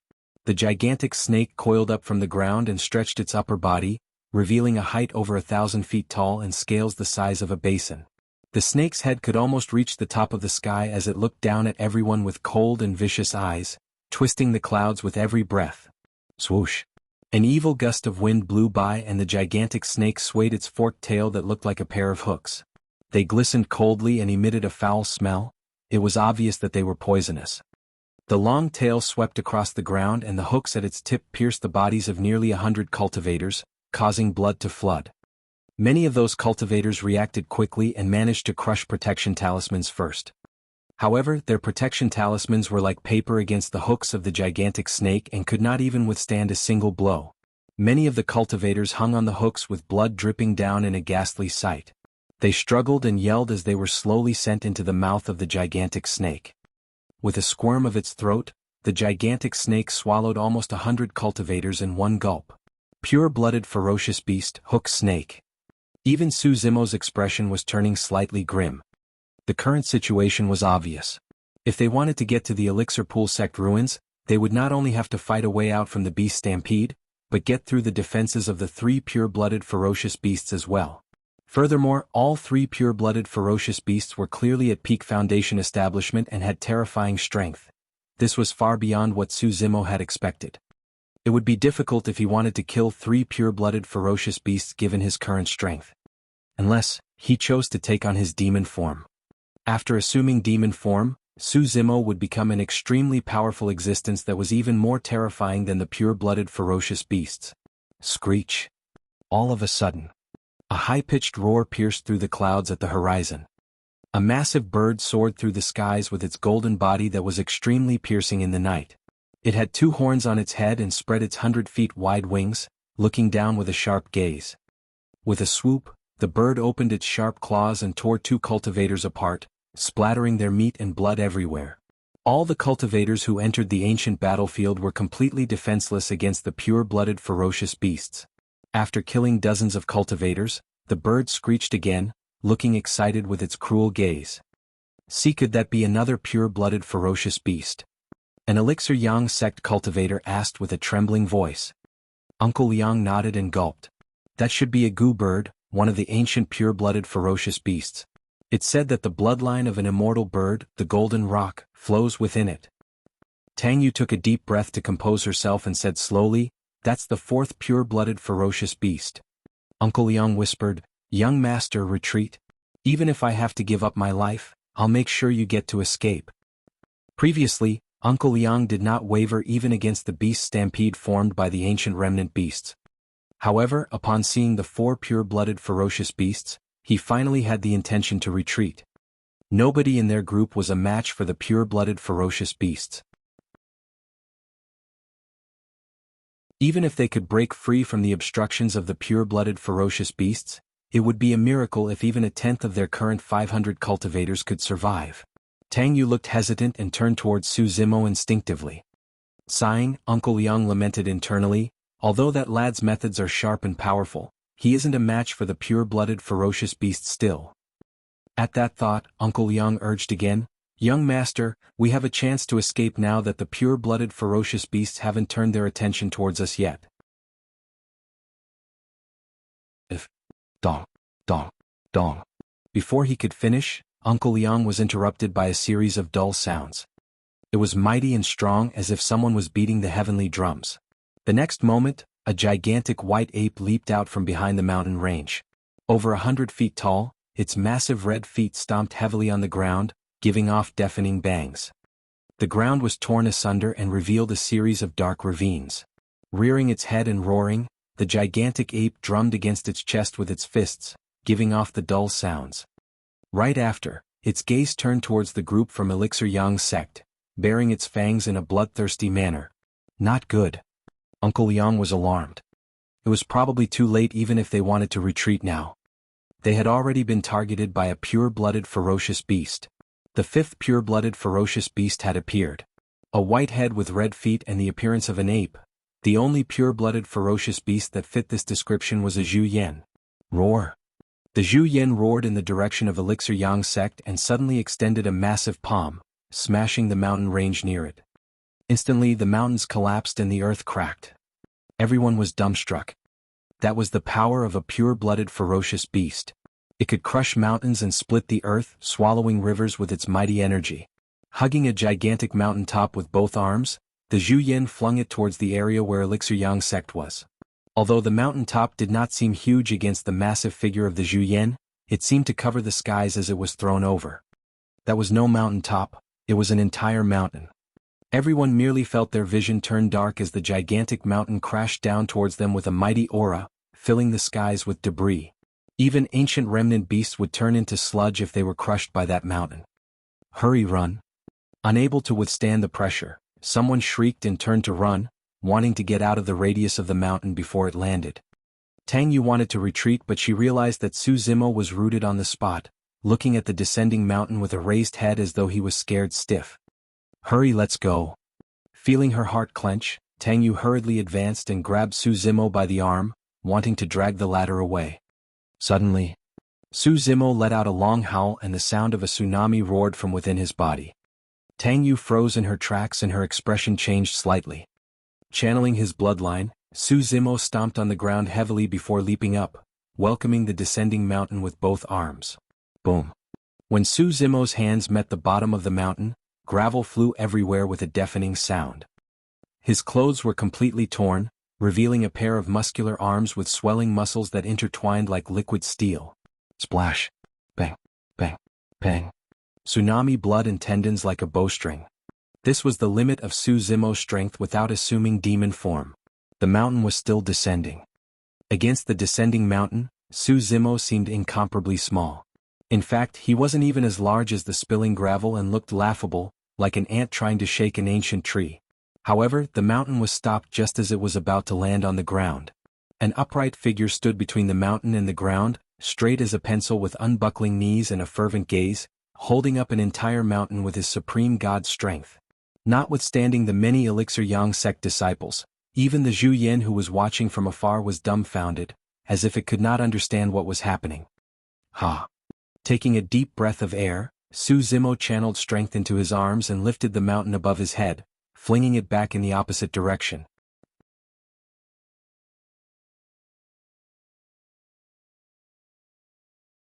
Chapter 416, Severely Wounding the Zhu Yan. Chapter 416, Severely Wounding the Zhu Yan. Along its way, the mountain splattered many ancient remnant beasts and an empty path appeared in front of them. The momentum of the mountain did not stop as it continued charging towards the Zhu Yan. The Zhu Yan had a violent temperament and was easily enraged. Roar! Upon seeing that, it was furious as it stared with its bloodshot eyes. Panting out streams of steam, it pounded dully against its chest repeatedly. The ant before it had not only stopped its attack, but was even retaliating. That was a complete provocation of its dignity. Gripping its fists tightly, the Zhu Yan punched violently towards the incoming mountain, as if it was trying to quell the anger in its heart. Boom. A deafening boom reverberated through every corner of the valley. The mountain was smashed into pieces by the Zhu Yan's fists, turning into huge rocks that fell from the sky as dust billowed. Everyone was scared out of their wits as they opened their mouths with shocked expressions. That power had exceeded everything they ever knew. The only people capable of fighting against the pure-blooded ferocious beasts were probably only 8 Meridian Foundation establishment cultivators. The mountain exploded and gravel flew everywhere. The dust was too thick, and coupled with the cover of the night fog, nobody saw that the Zhu Yan had to stagger backwards a few steps even though it managed to crush the mountain. The flesh on its gigantic fists had split open with fresh blood flowing. It was injured. The scarlet blood triggered the Zhu Yan's ferocity entirely. Roaring into the skies, the Zhu Yan charged in the direction of Elixir Yang sect before the dust and smoke had even cleared. Deep pits were dug as it stomped on the ground with its massive feet, creating spiderweb-like cracks in its wake. The ground shook and the mountains trembled. Naturally, there was no way that Su Zimo thought a mountain was enough to injure a Zhu Yan severely. If you guys find an opportunity later, rush forward with all you've got and don't turn back no matter what. Turning around, Su Zimo instructed Tang Yu before taking a deep breath and charging forward with his blood quencher, ready for a massive battle against the incoming Zhu Yan. He did not expect to kill the ancient ferocious beast, but at the very least he wanted to divert the Zhu Yan's attention to allow Elixir Yang sect to run through its obstruction. Right then Su Zimo suddenly felt something arching his arm gently. He turned over and was slightly stunned. Before he knew it, Night Spirit had run to his side, bringing Xiaoning along with it. At that moment, its head was lowered as it rubbed against his arm with its cheek in an intimate manner. It blinked its black eyes with a flicker of anticipation.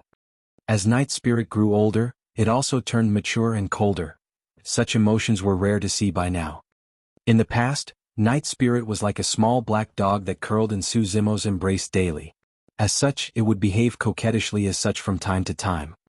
Suddenly, Su Zimo's heart skipped a beat as he recalled how Night Spirit hid in his embrace when the two of them escaped to the primordial ruins. This was the same expression that Night Spirit had back then. At that time, it devoured half of a dragon egg. You're thinking of... Pointing at the Zhu Yan that was rushing over from afar, Su Zimo raised his brow slightly and did not continue. Growl. Night Spirit cried out softly and licked its lips. How could Su Zimo not know what Night Spirit wanted when it was practically drooling by this point? Normally, Su Zimo would not let Night Spirit leave Xiaoning's side easily. However, it was rare for Night Spirit to make such a request and he could not bear to reject it. Before this, Night Spirit would not touch the flesh of any spirit beast or demon. Even the meat of ancient remnant beasts did not interest Night Spirit and it would only consume a little. Su Zimo could not figure out what Night Spirit liked to eat and he could not possibly hunt for dragon eggs for it repeatedly. Now, he vaguely realized that Night Spirit's food might be pure-blooded ferocious beasts. Su Zimo was secretly shocked. What was Night Spirit's background for it to deem pure-blooded ferocious beasts as food? Could it be even more terrifying than pure-blooded ferocious beasts? When he recalled the greedy expression on Night Spirit's face back in the primordial ruins when it looked at the dragon egg with fervent eyes, Su Zimo found himself getting increasingly curious towards Night Spirit's background. Be careful, he instructed as he patted Night Spirit on the head. Without replying, Night Spirit melded into the night in a flash, vanishing without a trace. Akin to a ghost in the night, Night Spirit moved silently and nobody apart from Su Zimo noticed what was going on. At that moment, there were still ancient remnant beasts charging at them and tearing at their formation. The group from Elixir Yang sect huddled together, defending with all their might. In front of them, the Zhu Yan was already far from the Elixir Pool sect ruins and had entered the night fog, disappearing from everyone's vision. The only thing they saw was a pair of bloodshot eyes that resembled lanterns floating in the dark approaching rapidly. The heavy footsteps were getting closer as well. Each time it sounded, everyone felt their hearts skip along with it. Tang Yu tried her best to open her eyes and look forward. She could seemingly make out a musky and mighty silhouette in the hazy night. It was the pure-blooded ferocious beast Zhu Yan. Taking a deep breath of air, a resolute glint flickered through Uncle Yang's eyes as he whipped out a flying sword from his storage bag ready to strike. Su Zimo's expression was calm and his gaze was like water without any ripples at all. All of a sudden, The pair of lanterns in front of them came to a stop and the sound of the Zhu Yan's footsteps disappeared as well. Groar! The Zhu Yan seemed to have encountered a situation as it shrieked heartbreakingly while its lantern bloodshot eyes shook repeatedly in midair. Su Zimo hollered, "Charge! Now!" Tang Yu was stunned. Now!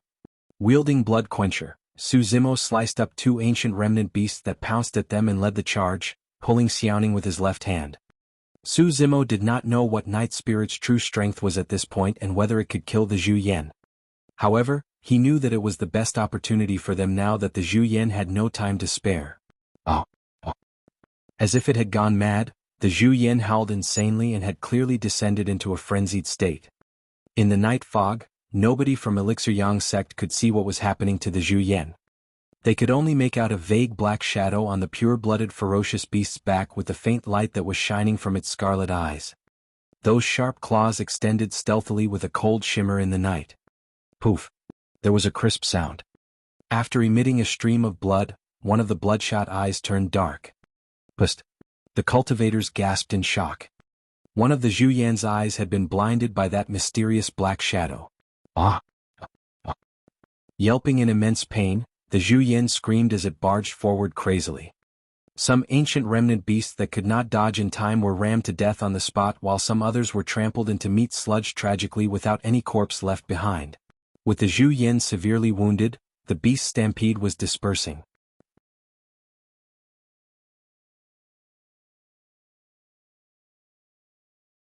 Chapter 417, Arriving at the Ruins. Chapter 417, Arriving at the Ruins. Although everyone else could not see clearly against the night fog, Su Zimo could. In that short while, the Zhu Yan had already gained dozens more wounds on its body that were so deep its bones could be seen. Its flesh was torn and its white fur was already stained with fresh blood. The Zhu Yan grabbed Night Spirit that was on its back and yanked the latter down. However, Night Spirit had already dug its claws into the Zhu Yan's flesh long ago. By yanking Night Spirit down, the Zhu Yan caused a large piece of its flesh to be ripped off with fresh blood spraying everywhere. Groar! The Zhu Yan had never suffered such injuries before and roared furiously as it grabbed Night Spirit and smashed it onto the ground. If that smash was realized, Night Spirit would definitely suffer even with its physique. In midair, a black shadow darted by. Poof!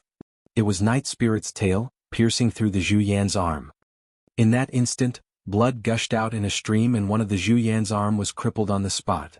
It fell limply to the side and the Zhu Yan's strength decreased. After rolling on the ground, Night Spirit got up safely and glared at the Zhu Yan coldly while licking its lips. Su Zimo heaved out a sigh of relief. In that short while, the Zhu Yan had already lost an eye and arm and there were dozens of wounds on its body that bled non-stop. It panted heavily. Initially, blood was a trigger for its ferocity. But now the Zhu Yan was afraid. It was way too severely injured. Ever since it was born, it had never experienced such serious injuries. The Zhu Yan sensed a hint of death. Looking at that black figure that was countless times weaker than it close in, the Zhu Yan felt an inexplicable sense of fear well in its heart while shattering his guts. That fear seemed to originate from the depths of its bloodline, from deep in the memories of its lineage. As if recalling something, the Zhu Yan shuddered. Its lone eye was filled with fear as it turned and fled without hesitation. Su Zimo shook his head secretly upon seeing that. The Zhu Yan might have had a chance of surviving if it chose to fight Night Spirit head-on with its life. But now that its back was exposed to Night Spirit, it was dead for sure. Su Zimo led the Elixir Yang sect group ahead, sprinting in the direction of the Elixir Pool sect ruins. The beast stampede had dispersed, leaving only a couple of scattered ancient remnant beasts that no longer posed much of a threat. As the Zhu Yan fled, the path ahead was clear. On the other side there were 4 other pure-blooded ferocious beasts that were keeping Glass Palace, Malevolent Earth Sect, Puppet Sect, Thousand Crane Sect and all the other sects outside. Elixir Yang sect was the first to arrive at the Elixir Pool sect ruins. Apart from Su Zimo who could still stand, Tang Yu and the rest were slumped on the ground, drenched in sweat. Their faces were pale as they panted heavily. Everyone felt deeply exhausted after the journey. The exhaustion came not only from the body but also from the spirit. The pressure of advancing at the boundaries of death where death was imminent was enough to make everyone feel exhausted. Thankfully they survived. They rushed out of the encirclement of the ancient blood mosquitoes, broke free of the ground dragon's pursuit, paved out a path from the beast stampede and arrived at the Elixir Pool sect ruins against the obstruction of the pure-blooded ferocious beasts. Everyone felt surreal. Everyone was laughing. It was an indescribable joy that came from surviving a calamity. Everyone revealed a hint of gratitude and reverence in their eyes as they gazed at the only figure that could remain standing among the crowd. If not for that man, they would have died a long time ago. Even Uncle Yang could not deny that he had underestimated Su Zimo still. When he saw the ancient remnant beast stampede, Uncle Yang expected that the best outcome was if 10% of their 1,000 cultivators managed to survive. When he saw the pure-blooded ferocious beasts blocking the way, he already had the intention to retreat. He truly hadn't expected that more than 400 Elixir Yang sect cultivators would have managed to arrive at the Elixir Pool sect ruins alive under Su Zimo's lead. Tang Yu raised her head slightly and looked at Su Zimo's back view with a dazed expression. Just who in the world are you? Suddenly she was filled with immense curiosity towards Su Zimo. What was that mysterious beast that fought with the Zhu Yan? I don't know, I didn't manage to see it clearly. It's fortunate that the mysterious beast appeared to help us or we would have been doomed.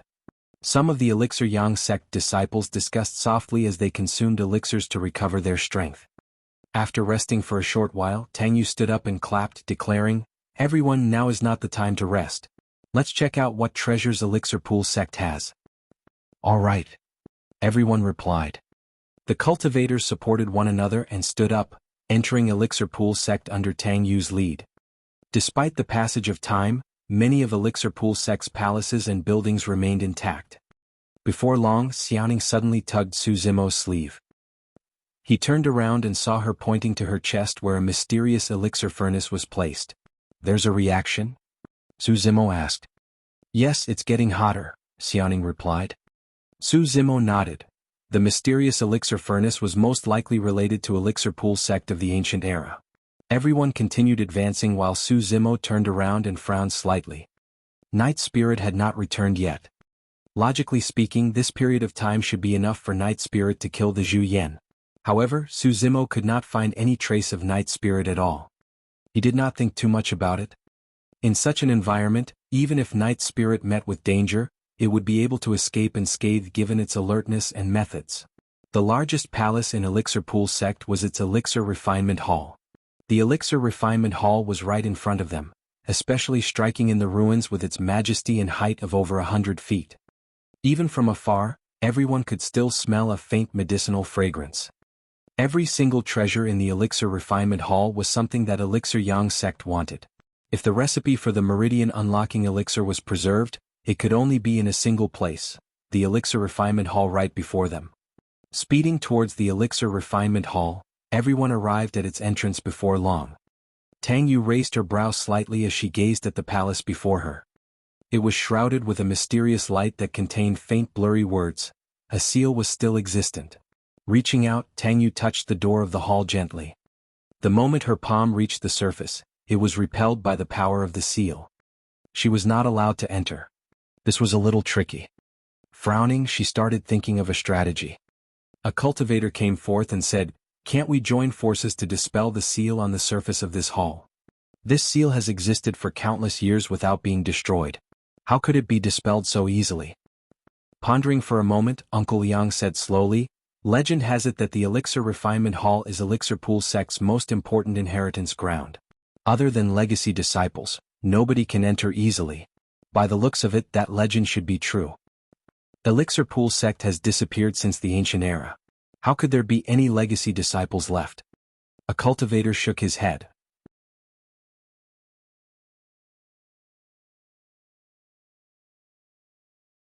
Chapter 418, Consciousness Inheritance. Chapter 418, Consciousness Inheritance. Right then, Su Xiaoning walked out slowly from the crowd with a dazed expression, as if she had entered a trance, and walked slowly towards the Elixir Refinement Hall before them. Her chest shone with a mysterious brilliance. As she approached the hall, the brilliance intensified and turned dazzling, almost enveloping Xiaoning's figure entirely. "This is..." Everyone was dumbfounded. Standing by the side, Su Zimo did not stop her. Back in the capital of Great Zhou, he had already noticed that the elixir furnace was extraordinary. After entering the ancient battlefield, his conjecture was further verified. Upon arriving here, Su Zimo could almost confirm that the mysterious elixir furnace had a deep connection to Elixir Pool sect. Right in front of everyone, Xiaoning walked towards the hall step by step, reaching out with her jade-like hand to touch the seal of the hall gently. To everyone's surprise, she was not repelled by the seal. On the contrary, the mysterious emblems that revolved on the surface gathered towards Xiaoning continuously, as if they were attracted by something. Consciousness inheritance. Uncle Yang exclaimed. All the cultivators present let out envious expressions when they heard that. In the ancient battlefield, elixirs and treasures were not the most precious things. The true opportunities came from obtaining the inheritance of ancient mighty figures and sects. In truth, the Saber Mountain Spirit Sea was one of those. In certain sects, true secret skills were not preserved in the form of cloth, bamboo slips or manuals, just in case they were leaked to outsiders. There was a possibility that the elixir refinement hall before them contained many elixir recipes of the ancient era. However, the true secrets of Elixir Pool sect must definitely be within that consciousness inheritance before them. In other words, Su Xiaoning was the only one that obtained the true secrets of Elixir Pool sect. Why is it her? Someone could not help but ask.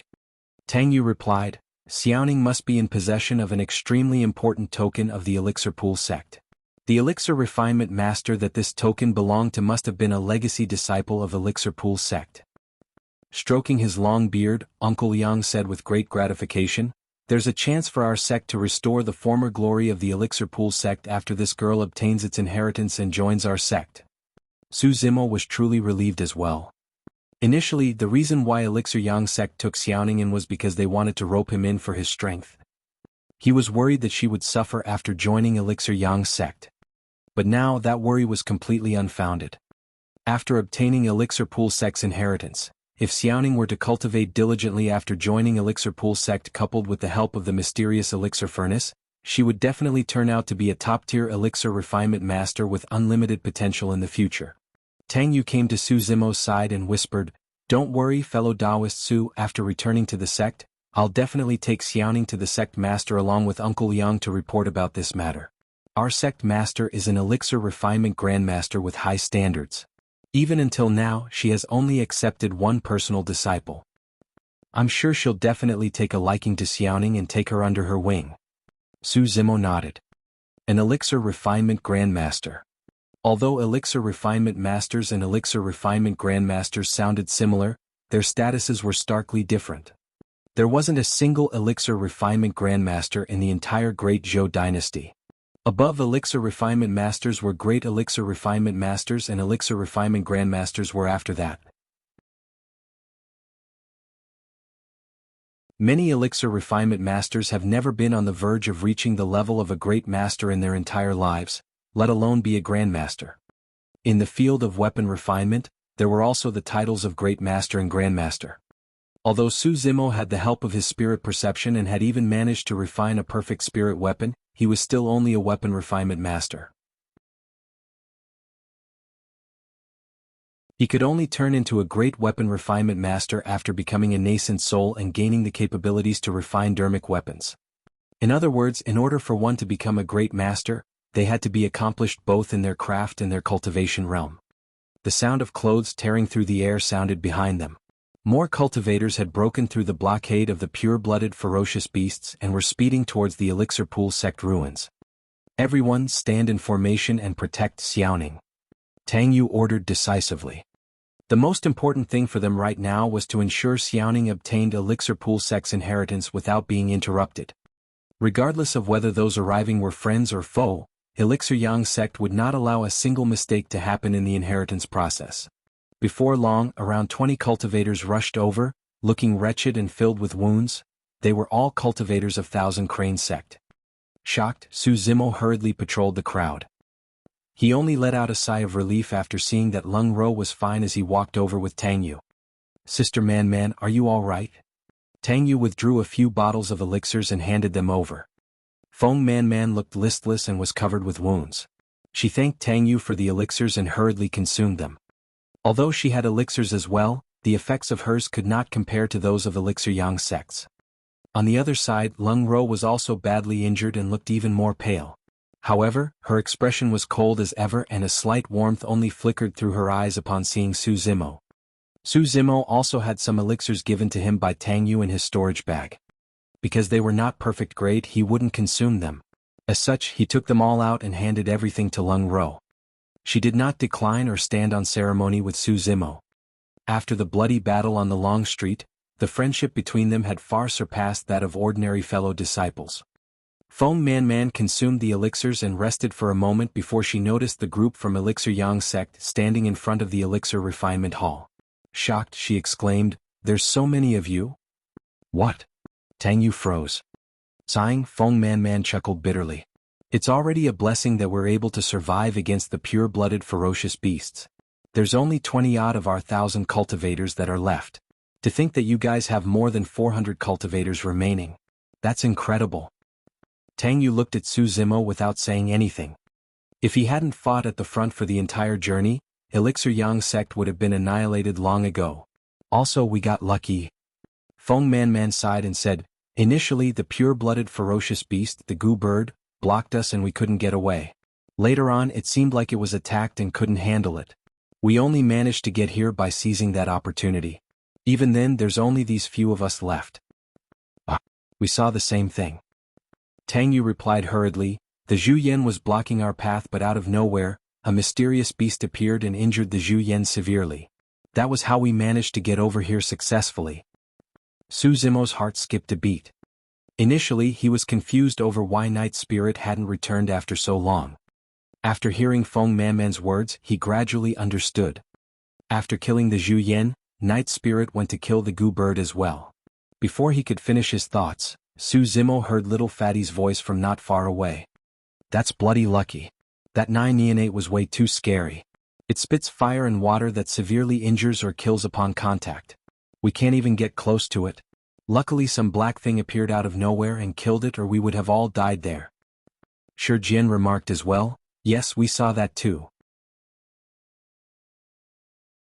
After killing the 9 neonate, I think that black thing went off for the other 2 pure-blooded ferocious beasts, the hook snake and the huodo." Su Zimo's mouth cramped up when he heard that.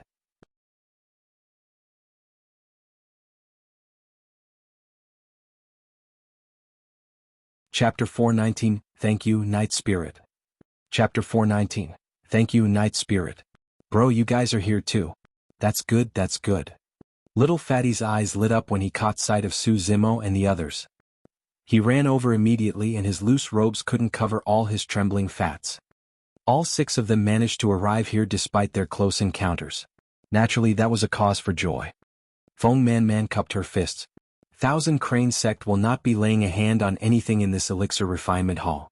We'll head in and check out if there are any ancient talisman manuals that have been preserved. "Yes." Tang Yu nodded. Lung Ro bid farewell to Su Zimo and the others. Tomb sect and Puppet sect did not bring many cultivators into the valley to begin with, and now, they were left with even less. Little Fatty and Shi Jian followed the commanders of their respective sects and left to venture deeper into the ruins in search of treasures and opportunities. At that moment, a black shadow flashed not far away like a ghost.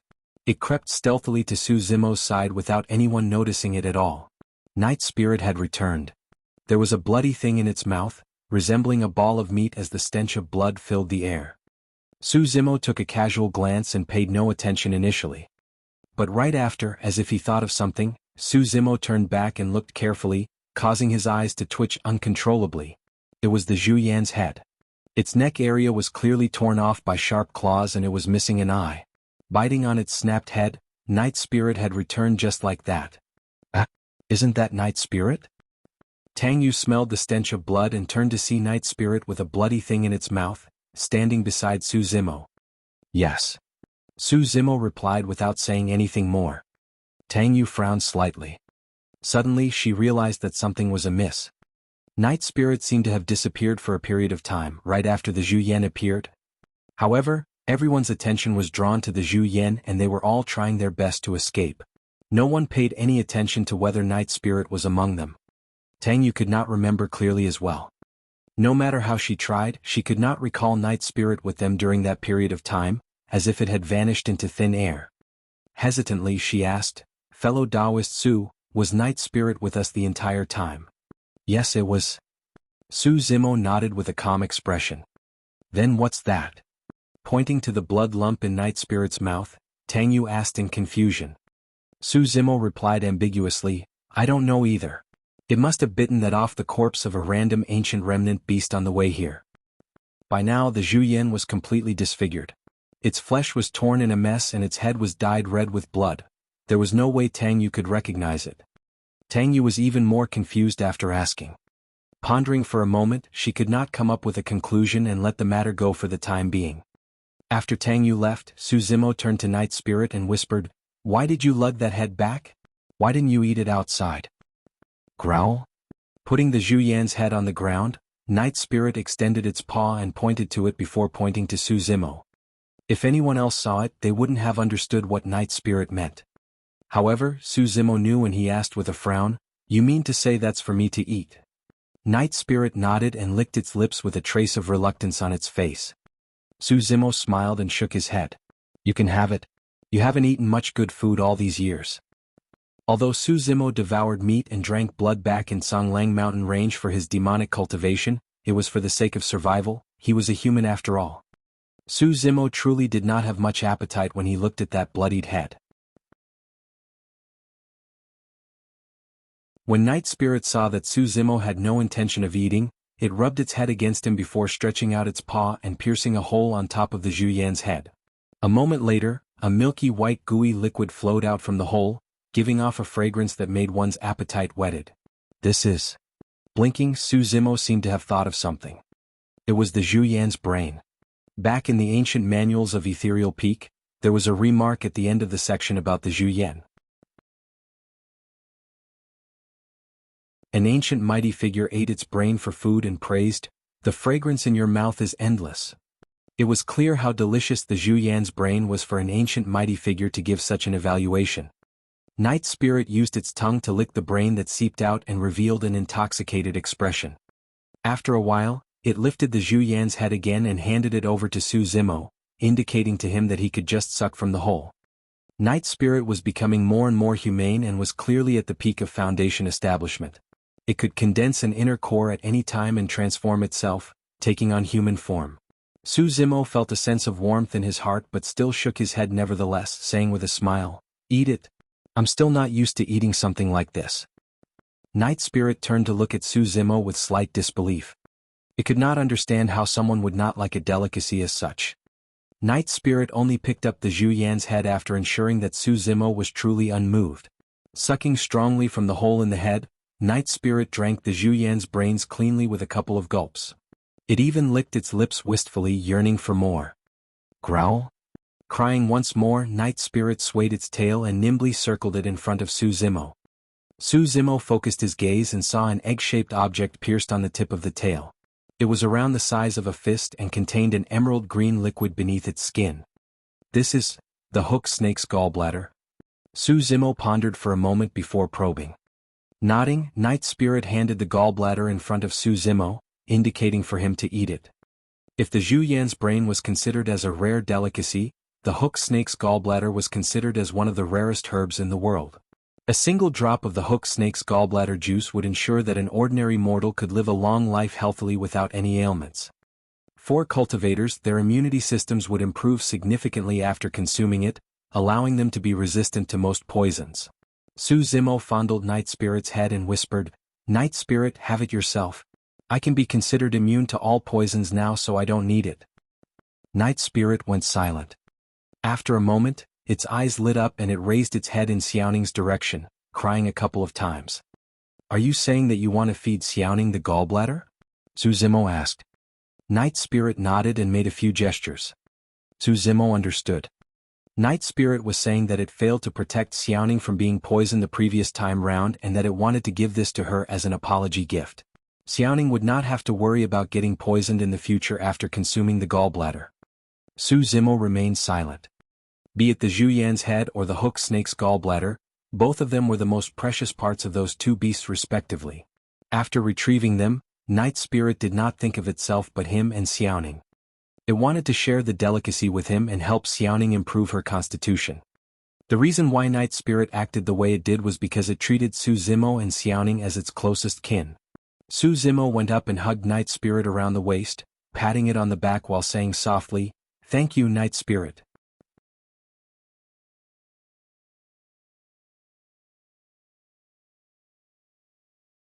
Chapter 420 Grade 2 Elixir Pool. Chapter 420, Grade 2 Elixir Pool. A few more cultivators sped over from the direction of the valley, each of them panting with lingering shock. Glass Palace and Malevolent Earth Sect were among them. However, those two major sects had it even worse. Apart from Pei Chunyu, Glass Palace only had 8 people left and each of them were filled with injuries and had pale expressions. It was the same for Malevolent Earth Sect. In reality, if Night Spirit had not killed the other 4 pure-blooded ferocious beasts, it would have been difficult for the others to survive. The only way out for them would be for a sealer to kill the pure-blooded ferocious beasts by invoking their powers as golden cores. This time round, Su Zimo finally caught sight of the sealers of the 2 major sections. An elderly man in golden robes stood behind Pei Chunyu. Although his hair was gray, his gaze was burning with dominance and his skin possessed a sparkling luster similar to a baby. On the side of Malevolent Earth Sect, a skinny old man in black robes followed closely behind Shui Yang with a dark gaze resembling a ghoul. The 2 sealers had appeared. Among the major factions, not all the super sects would send sealers out with their teams. For example, Poison Sect, Puppet Sect and Tomb Sect of the 4 unorthodox groups did not send sealers. Pei Chunyu and the others arrived at the vicinity of the Elixir Refinement Hall and revealed shocked expressions when they swept their gazes across. More than 400 Elixir Yang Sect disciples had survived and made it here. Although Glass Palace and Malevolent Earth Sect coveted the treasures within the Elixir Refinement Hall as well, they did not dare to force things given the number of people that Elixir Yang Sect had. After a slight delay, Glass Palace, Malevolent Earth Sect and some other itinerant cultivators headed into the depths of the ruins. Su Zimo gazed at the cultivators of the sects leaving thoughtfully. A moment later he patted Night Spirit on the head and whispered, "Stay here and guard Xiaoning. I'll check out the depths of the ruins." "Are you really going to fight for the Meridian Unlocking Elixir?" Tang Yu frowned when she noticed Su Zimo's intention of heading into the ruins. "Xiaoning's receiving the inheritance here and in order to prevent any accidents we can't leave. If you head in alone, you don't stand a chance against all the elites of those major sections. I must get my hands on the perfect Meridian Unlocking Elixir." Su Zimo replied with conviction and a resolute gaze. Initially, he wanted to head into the depths of the ruins with everyone after Xiaoning received the inheritance. However, by the looks of things now, Xiaoning wouldn't be able to complete the inheritance process within a short period of time. Yet, Glass Palace, Malevolent Earth Sect and other sects have already ventured into the depths of the ruins. Su Zimo could not wait any longer. "You have to be careful. They have sealers with them. Don't force yourself if the situation doesn't look good." Tang Yu said, "I reckon that Xiaoning will definitely inherit the recipe for the Meridian Unlocking Elixir as well. If you don't rush things, you'll definitely get your chance to consume a perfect Meridian Unlocking Elixir in the future." "Got it?" Su Zimo nodded and in a flash, a pair of spirit wings appeared behind him. He soared into the air and sped into the depths of the ruins. Su Zimo had no idea where the Meridian Unlocking Elixirs were located within Elixir Pool Sect as well. At that moment, he looked down with the help of the ethereal wings and relied on his shocking eyesight to survey the place continuously while his ears twitched intently to pick up news from the surroundings. "East side, hurry. The elixir storage is there." Hurry over." Vaguely, Su Zimo caught wind of some intermittent conversations. Standing in the air, he looked towards the east and saw a series of spirit lights shooting into the air from a certain area with many cultivators heading over. There's no mistake. In a flash, Su Zimo vanished from where he was. East of the Elixir Pool Sect ruins. From above, it could be seen that there were gigantic jade bottles made from rocks lying on the ground, resembling cave abodes. The bottlenecks were the entrances of the caves where words were written. Although they were blurred, they were still recognizable. Grade 1, Grade 2, Grade 3. It was very obvious. The Grade 1 cave abodes would naturally contain Grade 1 elixirs. Grade 2 cave abodes would contain Grade 2 elixirs. Grade 3 cave abodes. There were a total of 8 jade bottle-like cave abodes here. In other words, there was a chance that the 8th jade bottle-like cave abode would contain Grade 8 elixirs. Elixirs that were consumed by golden cores were only at Grade 3. As such, what sort of cultivators were the elixirs meant for? Of course, despite knowing that the many cultivators that were gathered outside the cave abodes could watch helplessly. That was because all the entrances had seals on them. Even after countless years, the seals were still perfectly preserved. None of the cultivators in the ancient battlefield could dispel the seal of the Grade 3 elixir cave, let alone the Grade 8 elixir caves. At that moment, everyone's gazes were fixed on the Grade 2 elixir cave abode. That was because the Meridian Unlocking Elixir was a Grade 2 elixir. Everyone, no matter what, we have to first dispel the seal of the entrance. After a moment, Peichunyu stood out and declared loudly, "The sooner we dispel the seal, the sooner we can enter the cave abode and obtain the elixirs that we need. If we waste too much time here, more cultivators will arrive and we'll all get less elixirs." "That's right, let's join forces to dispel the seal first." "I agree. As for the elixirs inside, everyone can fight for it after we enter the cave abode." The cultivators agreed. Bang, boom, bang. Under Peichunyu's command, many cultivators summoned their flying swords at the same time, striking repeatedly at the entrance of the Grade 2 elixir cave. A series of lights appeared and shimmered continuously at the entrance, radiating brightly. As time passed by, the light gradually dimmed. The seal's about to be dispelled. Everyone, let's work harder. Some cultivators yelled excitedly. The sealers of Glass Palace and Malevolent Earth Sect did not do anything, merely watching coldly from the sidelines. Although sealers would not be devoured by the dimension if they did not use their powers as golden cores, they were already old and their bodies were failing. As such, they would not do anything casually. At their age, each time they did something, it would be equivalent to shaving off the last bits of their life's essence. It was similar to old mortals in their 90s. If they took care of their bodies, they could still live a couple years more. However, if they did anything overly vigorous, they would die before long. Bang, bang, bang. Yet another series of explosions occurred and cracking sounds echoed from the entrance. A moment later, the light barrier shattered. The eyes of the cultivators lit up as they rushed forward at the same time, swarming towards the entrance. Although the cave abode was sealed for countless years, there was no rotten smell within it. Instead, it was filled with an invigorating medicinal scent. The masses charged forward and before long, their vision opened up in the depths of the cave. A gigantic spirit pool resided at the end of the cave abode. Many jade bottles were floating on it, looking dense and compacted. Each of those jade bottles contained elixirs. The reason why the elixirs were not rotten after thousands of years was because they were nourished by the spirit liquid. This was a true elixir pool.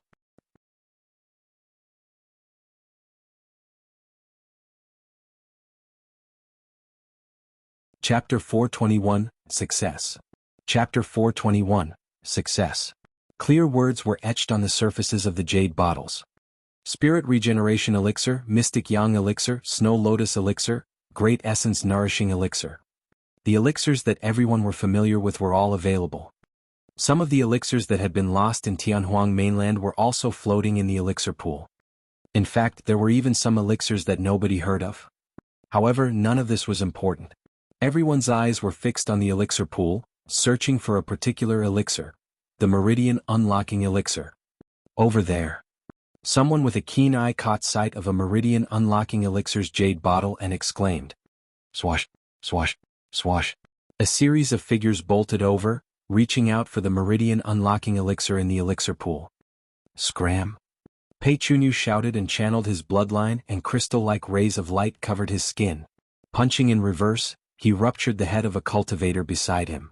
Completely helpless to resist, a headless corpse fell from midair before the person could make a single sound. At the side, someone withdrew a flying sword and pierced towards Peichunyu's head. Without dodging or retreating, Peichunyu extended his palm and caught the flying sword in the middle of it. His palm was unharmed. Peichunyu's spirit weapon was a pair of gloves and it was at perfect grade. He did not have to fear his opponent's flying sword at all. Humph, someone the likes of you wishes to fight with me for the Meridian Unlocking Elixir. Laughing coldly, Peichunyu exerted force with his palm and snapped the superior grade flying sword into two, pushing in reverse. Glass Palace cultivators possessed immense strength and the snapped sword turned into a beam of light, piercing the other cultivator's chest, spurting a stream of fresh blood. Yet another person was dead. Displaying his might, Peichunyu's fists were like a pair of huge hammers and no one could stand in his way. Although some of the itinerant cultivators were at 7 Meridian Foundation establishment as well, they were no match for Pei Chunyu. A single punch from him was enough to snap their tendons and bones, causing their bodies to explode. In the blink of an eye, Pei Chunyu had killed almost all the cultivators around him. On the other side, Shuiyang wielded a bone spear that was filled with blood. His expression was grim and he did not hold back at all, killing dozens of cultivators consecutively and staining the elixir pool red. The successors of the two major sects, Malevolent Earth Sect and Glass Palace, stood right at the front of the elixir pool and were on killing sprees. Nobody dared to advance at all. The two of them exchanged glances and leaped at almost the same time, extending their arms to reach for the jade bottle containing the Meridian unlocking elixir. You have a death wish. Pei Chunyu's eyes were filled with killing intent as his hands changed trajectory, grabbing towards Shuiyang's wrist. Although Shuiyang was the fiend heir of Malevolent Earth Sect, he could not compare to Pei Chunyu in terms of physique. If he was grabbed by Pei Chunyu, that hand of his would be crippled. Left with no other choice, Shuiyang retreated. His eyes flashed with malice as he remarked coldly, "If I can't get my hands on it, you don't have to dream about doing so either." As he retreated, a mysterious spear tip popped out from Shuiyang's ribs. Filled with a thick malevolent aura, it shone brightly with spirit light and stabbed towards Pei Chunyu's palm. Although Shuiyang's bone spear was not a perfect spirit weapon, it was basked in malevolent aura day and night for dozens of years and its might could not be underestimated as well. The collision of the two spirit weapons, coupled with the strength of the both of them, caused a golden and black burst of light to spread from the surface of the elixir pool. Piak, piak, piak. There was no way the delicate jade bottles floating in the elixir pool could withstand that amount of force as they shattered, spilling out countless elixirs that choked everyone with a rich medicinal aroma. Among the countless elixirs, there was a handful of Meridian unlocking elixirs that were of excellent quality. Almost all of them had 4 patterns and were at supreme grade.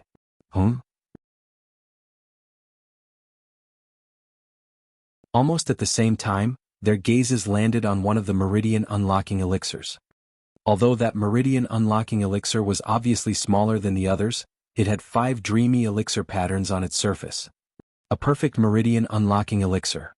Both of their gazes turned fiery and their breathings intensified. Given their potentials, they had an 80% chance to unlock their 8 spirit meridians at one go if they obtained the perfect Meridian unlocking elixir. Right now, apart from Pei Chunyu and Shuiyang, no one dared to close into the vicinity of the elixir pool. Pei Chunyu had a serious expression as he said slowly, "Shuiyang, there's only one of that Meridian unlocking elixir. You had better not fight me for it." Hee. Shuiyang revealed a strange smile. "You want me to back off with just a few words of yours? Everything is dependent on our own capabilities. I'll see for myself just how strong your glass heart suture is." "Alright, I'll let you have a taste then." Before his words were finished, Pei Chunyu strode forward and sped towards Shuiyang. Pei Chunyu had a strong physique and specialized in melee combat. Shuiyang would definitely lose if the former closed in. Naturally, Shuiyang understood that as well as he flicked his wrist and channeled spirit energy furiously into the bone spear. In the blink of an eye, the bone spear broke into 11 pieces. Previously, outside Shantian City, the malevolent Earth Sect cultivator Di Xing, who was sent to assassinate Su Zimo, only had 10 pieces to his bone spear. Shuiyang's bone spear had an additional piece. Go. Using Malevolent Earth Sect's defensive weapon technique, Shuiyang controlled 11 pieces of the bone spear that were shrouded with black malevolent aura, surrounding Pei Chunyu and blocking the latter's path forward. Although Pei Chunyu was strong, he only had a pair of fists.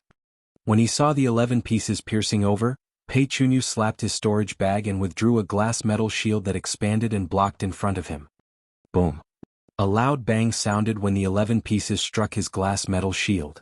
Both of them had used their full strength. Pei Chunyu staggered backwards and Shuiyang's 11 bone spear pieces were reflected. Instantly, a blank area appeared between them. Swash.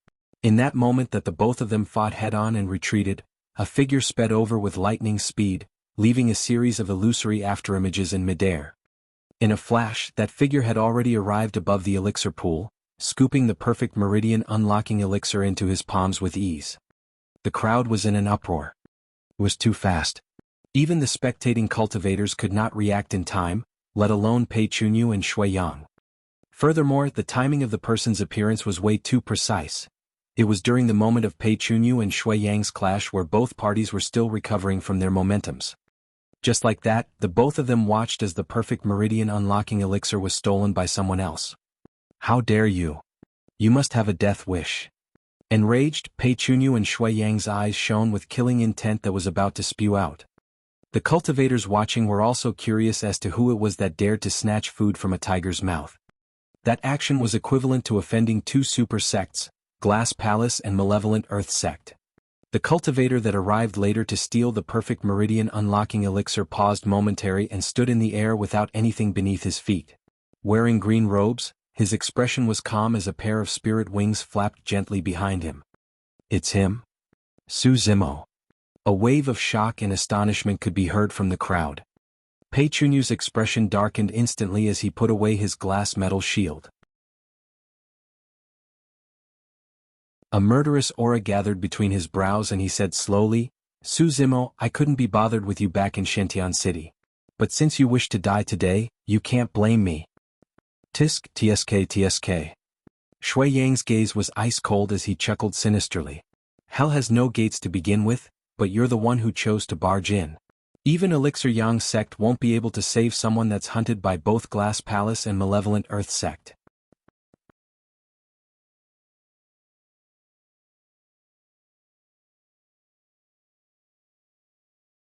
Chapter 422, Complete Suppression.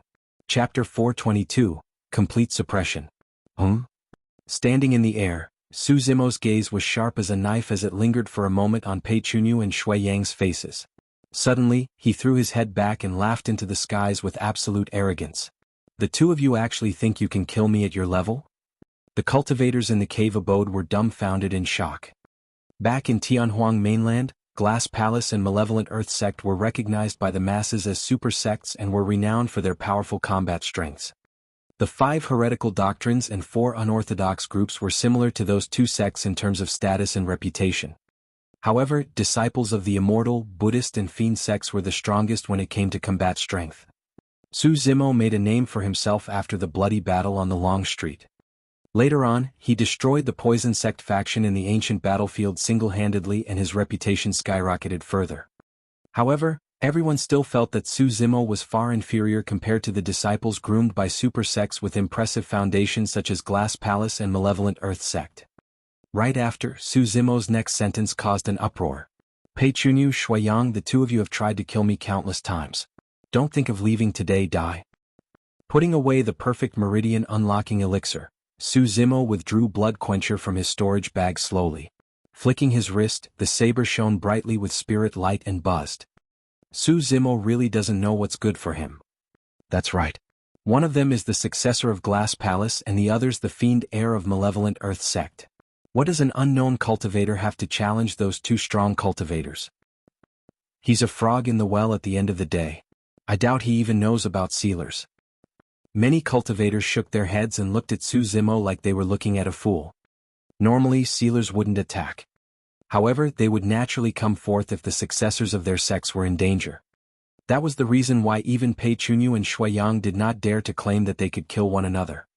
If they were pushed to their limits and the sealers were forced to act, both sides would suffer immense losses and neither would benefit. But now, with the sealers watching, Su Zimo's declaration of killing Pei Chunyu and Shui Yang merely attracted mocking laughs. The sealer of Glass Palace was a golden-robed old man. Interesting. The golden-robed old man's eyes flickered with mockery and disdain. The sealer of Malevolent Earth sect, a skinny old man, smirked in ridicule. Ha ha ha ha. As though he had heard the greatest joke in the universe, Pei Chunyu laughed repeatedly. Su Zimo, you can't recognize the situation even now. Today I'll let you know just how strong immortal sects are. Hee hee hee. Shui Yang laughed sinisterly. Su Zimo, it's your honor to die in the hands of the successors of immortal and fiend sections. Immortal and fiend sects? All of you bullshits can't even fight against my saber. Su Zimo roared and 6 spirit meridians shone beneath his robes, channeling his spirit energy to the max. With a flash, he lunged towards Shui Yang at an extremely fast speed.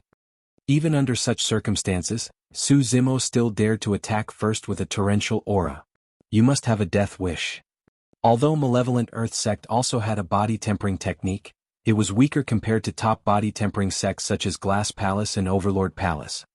If Pei Chunyu was the one that charged over, Shuiyang would definitely retreat and keep his distance. However, when he saw that it was Su Zimo, Shuiyang did not retreat or avoid knowing that he had a higher cultivation realm. Gripping his bone spear tightly, the spirit energy within his body that was tainted with malevolent aura shot forth, piercing towards Su Zimo in midair. The bone spear in Shuiyang's hands coiled in strange circular arcs, resembling a viper. It made a strange sound when it pierced through the void. Many cultivators were secretly shocked when they saw his spear technique. Notwithstanding the power of Shuiyang's pierce, that spear technique alone was enough to awe. Everyone felt that they were in a difficult situation and could only retreat. Swash. At the same time, Pei Chunyu moved. Fast as lightning, his eyes shone with a shimmering luster and killing intent as he leaped forward and pounced towards Su Zimo's back. Pei Chunyu's plan was very clear. If Shuiyang's spear killed Su Zimo, Shuiyang would be in a state where he was recovering from his momentum and would definitely reveal openings.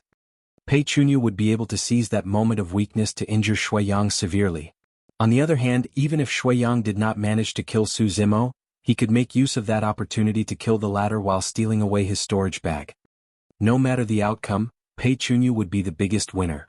At that moment he did not realize that he missed out on a possibility. On the battlefield. Afterimages of the spear were everywhere along with malevolent aura, and it was difficult to identify between reality and illusion. Su Zimo was in midair when suddenly, the spirit wings behind his back vanished. Everyone was shocked when they saw that. To them, the only way for him to escape was to utilize his spirit wings and dash away instantly. Even so, he might not be able to escape from Pei Chunyu's pursuit entirely. But now that Su Zimo's spirit wings were gone and he was falling freely, it meant that he had no way of escaping and had to fight Shuiyang head-on. Although it was only a slight movement, the atmosphere in the battlefield changed miraculously. Descending from the skies, Su Zimo gripped his saber like a fearless god and suppressed Shuiyang completely in terms of aura.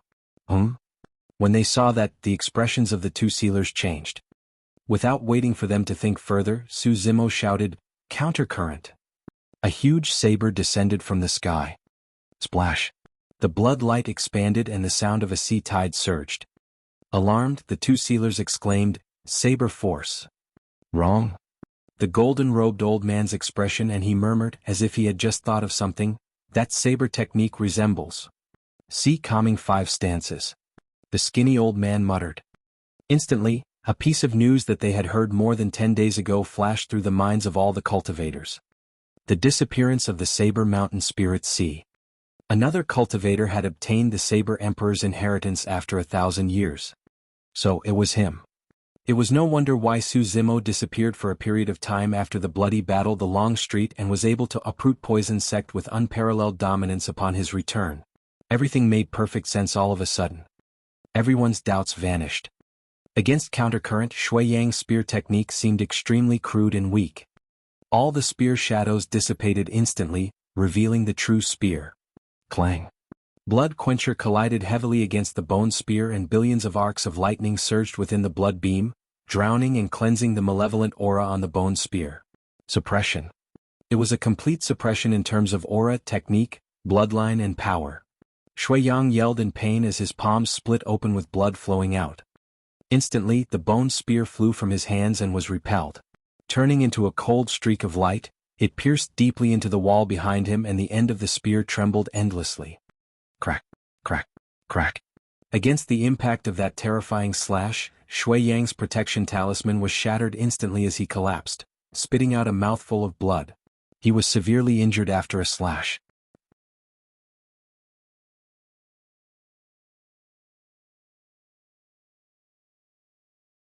Chapter 423, I Hate to be Threatened. Chapter 423, I Hate to be Threatened. In reality, if not for his protection talisman, Shuiyang would have been killed by Su Zimo's slash.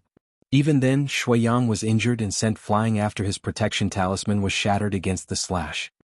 The cultivators in the cave abode were shocked when they saw that. That was an outcome that none of them expected. Nobody imagined that the fiend heir of malevolent earth sect would not be able to withstand a single slash against Su Zimo. Although part of it was because Shui Yang underestimated his opponent, the strength that Su Zimo displayed once again refreshed everyone's impression of him. Who could have imagined that he was the one to obtain the Saber Emperor's inheritance? Furthermore, he had even managed to cultivate to the level of force.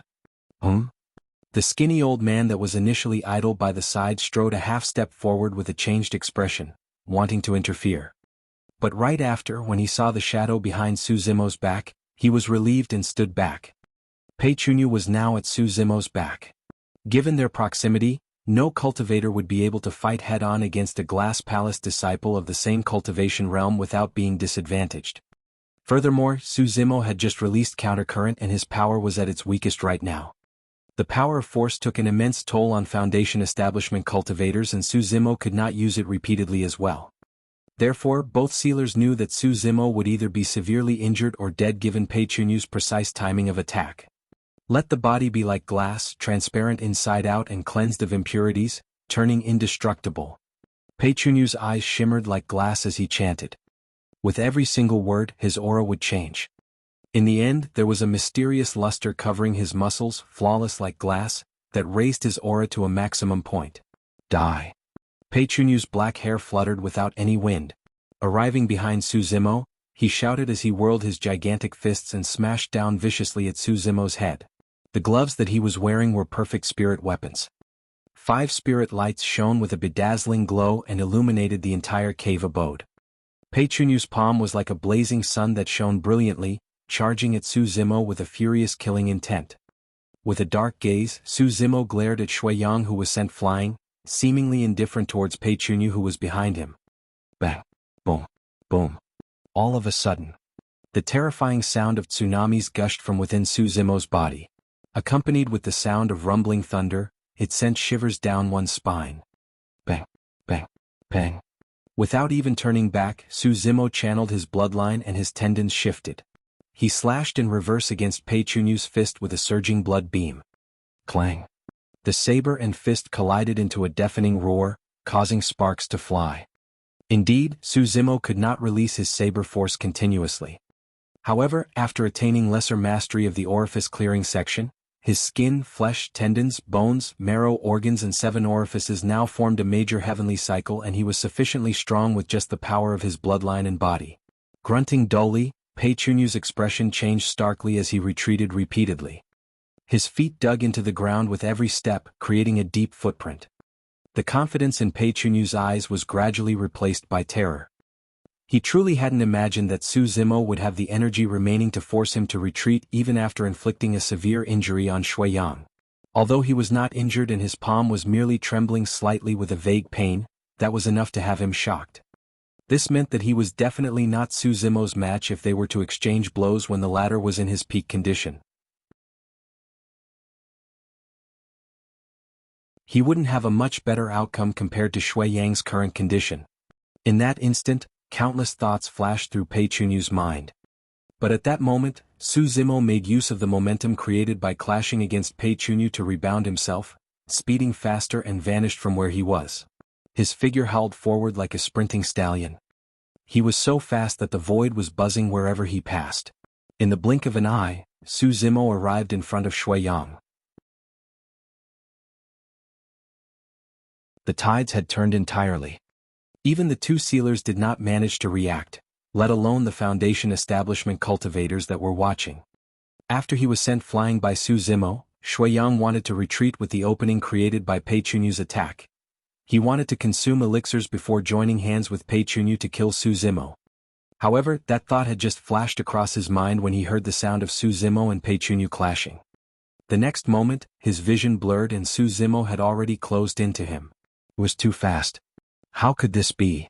Shui Yang was horrified out of his wits. Even if he was in his peak condition, he was not Su Zimo's match given this distance, let alone the fact that he was now injured. You. He merely said a single word when Su Zimo's massive palm covered his vision. Without his bone spear by his side, it was too late even if he had other spirit weapons in his storage bag. Shui Yang could only prop up his arms instinctively to try and block against Su Zimo while seizing the opportunity to escape. Snap. Su Zimo did not show any mercy as he crushed Shui Yang's arms immediately upon contact. The latter's bones protruded from his flesh with blood and flesh in a terrifying sight. Ah! Shui Yang exclaimed tragically. The next moment Shui Yang's voice stopped abruptly. Su Zimo descended upon Shui Yang and gripped his throat, lifting the latter up to defend in front of him. Shoo, shoo, shoo. At the same time a few bone spears shot over. A few bone spears that were shooting over stopped in their tracks immediately upon seeing that Shui Yang was in Su Zimo's hands. Not far away the skinny old man had already attacked and wanted to kill Su Zimo with his bone spear to rescue Shui Yang. However, he was still a tad too late. At that moment, Shui Yang was in Su Zimo's hands and the skinny old man did not dare to be reckless, wary of the consequences. The situation was now in a deadlock. Since the start of the battle, everyone had subconsciously held their breaths in concentration and had already forgotten to breathe. It was only now that they heaved out long breaths. The way everyone looked at Su Zimo changed. Shui Yang was not an ordinary cultivator of malevolent earth sect, but the fiend heir. A dignified fiend heir was gripped by Su Zimo by the throat just like that, eyes bulging and tongue sticking out slightly with a purplish expression without being able to say anything. Shui Yang's arms dangled lifelessly by the side with his bones crushed, clearly already crippled. With his arms crippled, Shui Yang would most likely not amount to much in the future even if he managed to survive. Su Zimo, let him go and we can put aside the feud between you and malevolent earth sect temporarily. I can also spare your life. The skinny old man said slowly with a grim expression. Oh. Raising his brow, Su Zimo laughed. The skinny old man continued, you don't have to worry. As a golden core I'll definitely stick to my words. And if I don't let him go? Su Zimo's tone was indifferent as he asked with a fake smile. The skinny old man's tone was frosty. If you don't let him go you'll definitely die today. Is that so? Retracting his smile, Su Zimo replied coldly, I hate to be threatened by others. Snap. There was a crisp sound. Su Zimo crushed Shui Yang's throat and flung the corpse on the ground casually, as though he had just done something extremely insignificant.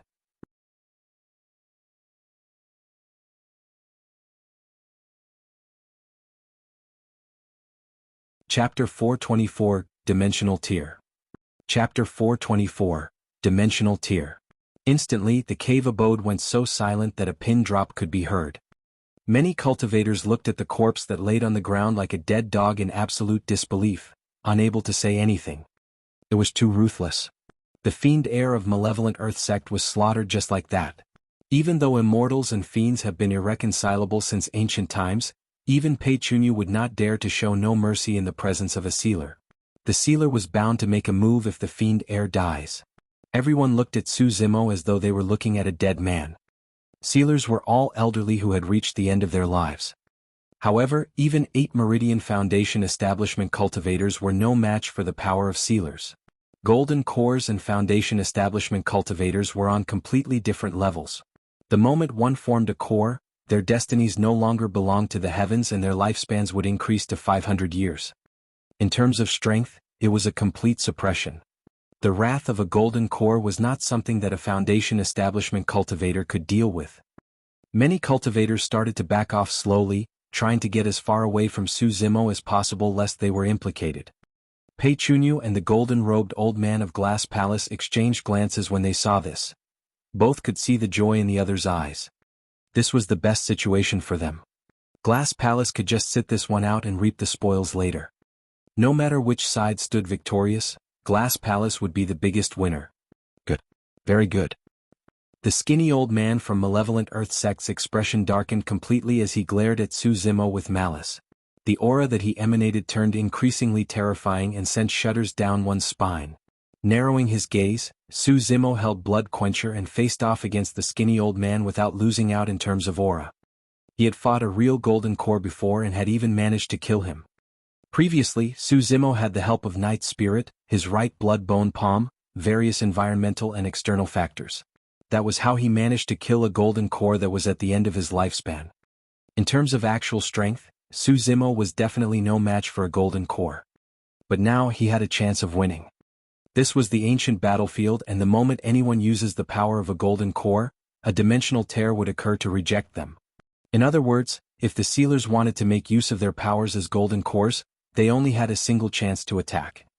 As long as Su Zimo could survive that attack, the sealers would be the ones to die. Die. The skinny old man raised his foot and lightly landed. In that instant the earth and mountains shook. Under countless gazes, a huge crack appeared on the ground and extended continuously, arriving beneath Su Zimo's feet in an instant. Swoosh!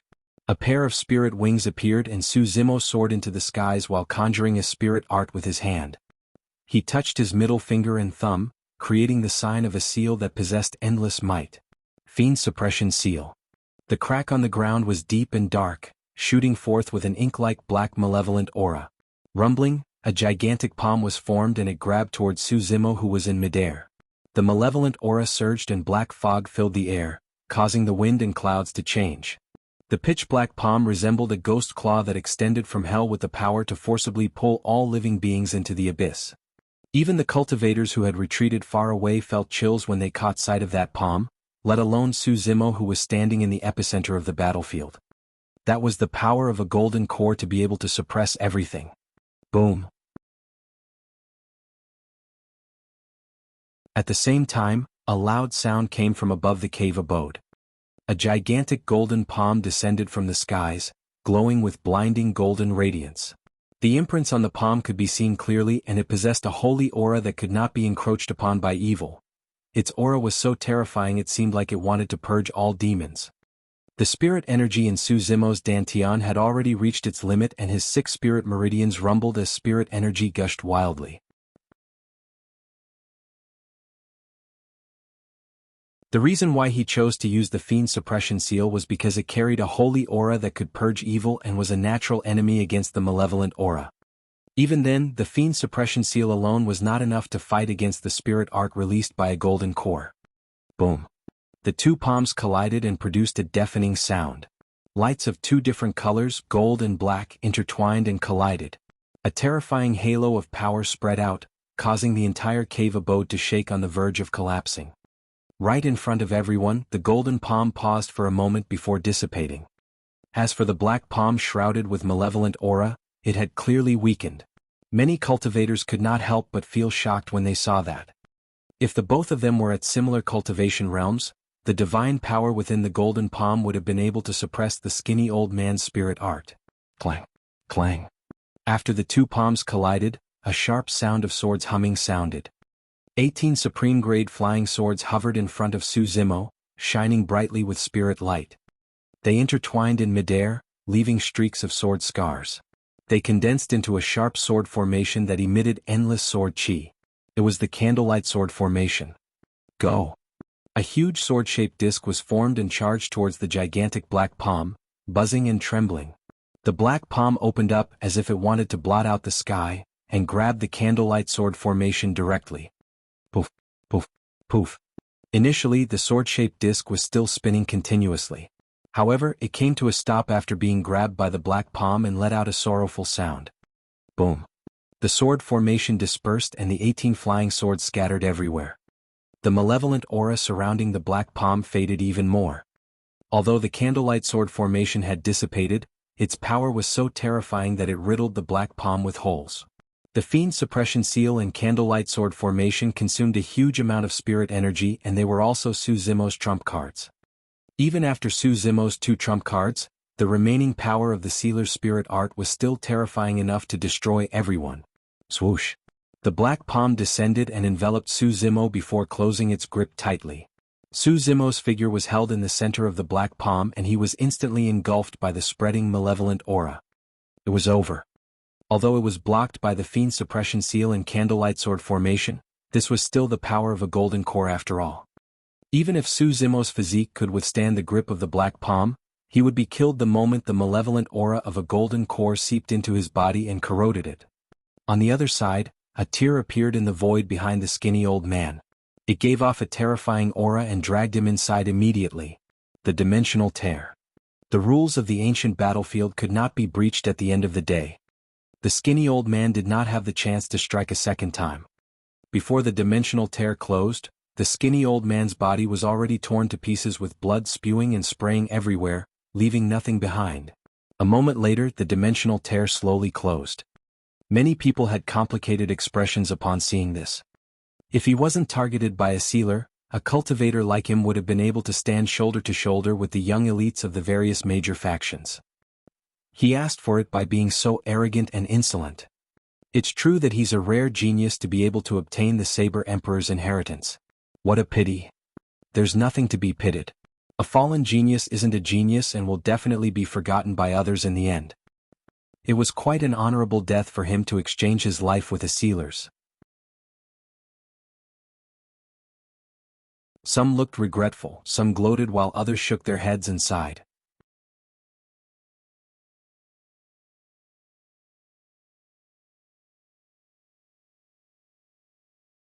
Chapter 425, Unsurpassed Genius. Chapter 425, Unsurpassed Genius. Pei Chunyu had a smile on his face and was already prepared to make a move. He was going to grab Su Zimo's storage bag the moment the black palm dissipated. But right then, the rumbling sound of a tsunami surged out from the black palm that was in midair, roaring with a terrifying aura. Crack, crack, crack. A thin crack appeared on the surface of the black palm, growing bigger and clearer. Swoosh. Through the pitch-black malevolent aura, a blood-red light that flickered with lightning burst out from within. It was eye-catching and split the black palm into two as a figure leaped out. Pust. Everyone shuddered and their eyeballs constricted with disbelief when they caught sight of that figure. How is that possible? Pei Chunyu lost his composure and exclaimed. It wasn't anybody else, but Su Zimo, whom everyone had thought to be dead. His green robes were completely corroded by the malevolent aura. He looked wretched, staggering in his footsteps. However, his eyes were bright and clear as ever and there was a fighting intent that was rising in his gaze. Exuding an arrogant aura, he possessed a dominance that looked down on everyone. He was still alive. Against the full strength of a sealer and the suppressive power of a golden core, Su Zimo managed to survive. This meant that the sealer had died for nothing. Malevolent Earth Sect's faction in the ancient battlefield was almost completely destroyed. In reality, Su Zimo had given it his all to be able to withstand that attack from the sealer. Apart from the Fiend Suppression Seal and Candlelight Sword formation, the moment he was engulfed by the Black Palm, Su Zimo even circulated his bloodline and channeled his power to its peak, releasing countercurrent. Although that slash managed to split the Black Palm into two, allowing him to escape, he was still injured nevertheless. Furthermore, the golden core malevolent aura of the skinny old man had surged into his body wildly. Normally, the malevolent aura of a golden core was enough to destroy the heart and meridians of a Foundation establishment cultivator, killing him outright. Unfortunately, Su Zimo's bloodline contained a violent power of thunder that was the nemesis of powers like the malevolent aura. Furthermore, although Su Zimo had his reservations and did not dare to release his demonic chi so as to conceal his demonic cultivation, it was undeniable that his body possessed a vast amount of demonic chi. Although he could not release them, a strong backlash was triggered by the demonic chi upon the invasion of the malevolent aura. Additionally, Su Zimo's body had received nourishment from the essence energy of the dragon race and his physique was currently unpredictably strong. Upon entering his body, the golden core malevolent aura was washed away by the powers of thunder and blood chi as well as the dragon race's essence energy. It dissipated before it could even unleash its true might. Poof! Su Zimo spat out a mouthful of blood and his face turned paler. While he managed to survive, he did not feel good either. His body had just received a strong impact after all and he was suffering from internal injuries with his internal organs shaken. He would have been doomed if the two sealers had joined forces. It was a pity that the Glass Palace sealer did not see the need or reason to sacrifice himself and thus did not attack Su Zimo. Gripping Blood Quencher tightly, Su Zimo panted slightly. Pei Chunyu narrowed his eyes and awaited for an opportunity. There were still a few malevolent Earth Sect cultivators left in the cave abode. Shifting slowly, they moved to surround Su Zimo with hateful eyes. Su Zimo closed his eyes to regulate his breathing, as though he was unaware of everything around him. No one could tell that Su Zimo's injuries were healing at a visible speed. Not only was Su Zimo's physique powerful, his regeneration capabilities were even more terrifying. Su Zimo, you don't even have the energy to attack anymore? Fufu, if I were you and I managed to survive against the sealer, I would have left this place right away. However, there's only a single reason why you're still here, you don't even have the strength to run away anymore. Pei Chunyu was wary and did not dare to strike directly, merely testing the waters with a faked composure and smile on his face. Su Zimo was expressionless and did not even open his eyes, as if he had heard nothing at all. Seems like I was right. Pei Chunyu retracted his smile and shouted coldly, "Kill him." The moment he said that, the surrounding glass palace and remaining malevolent earth sect cultivators roared and attacked one after another. In a flash, the cave abode lit up. All of a sudden, 2 divine beams of light flickered in the void and was even more dazzling than the spirit lights on the various spirit weapons. Those were Su Zimo's eyes. They were shiny and sharp as knives. Swash!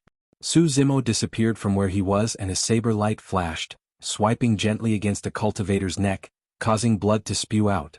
A cultivator died on the spot. Immediately after, he slashed in reverse and struck the bracer of another glass palace cultivator. Snap! Even with the bracer, that person's arm could not be saved.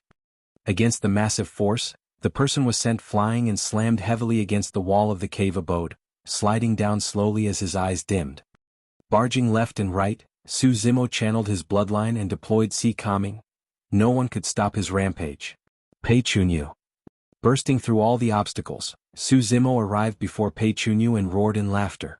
The reason why I stayed here isn't because I have no strength left to run. Because I'm here to take your life. Swoosh. Blood Quencher descended from above in a terrifying manner. Even though Su Zimo could no longer deploy force given his current state, the power of his physique and bloodline was enough to destroy everything in his path. Clang. Blood Quencher collided against Pei Chunyu's fists. For that slash, Su Zimo deployed Vortex of the Sea Calming 5 stances. Although it looked ordinary, there was the power of contortion spiraling within the saber technique. Ah! Pei Chunyu retreated continuously as he cried out in pain. A layer of sweat appeared on his forehead instantly. Even with the protection of his perfect-grade gloves, the power of the spiraling contortion was transmitted to Pei Chunyu's arms and his sleeves exploded. Poof, poof, poof. Right in front of everyone, the muscles on Pei Chunyu's arms tore apart and burst into blood. That was only a tear of his muscles. If Su Zimo was in his peak condition, that slash could have crushed the bones on both of Pei Chunyu's arms completely. Let's go. Right then, the golden-robed old man took a step forward and jerked Pei Chunyu back, shouting as he threw the ladder towards the entrance of the cave abode. Even the sealer had the intention to retreat. That kid is too strong. He's truly an unsurpassed genius. With heavenly defying fortune, he managed to obtain the Saber Emperor's inheritance and has already accumulated the force. No one is his match other than the most exceptional paragons of Tianhuang mainland. We'll leave this place as far as we can. Right after, we'll hide in a corner of the ancient battlefield and cultivate till the deadline is up before leaving.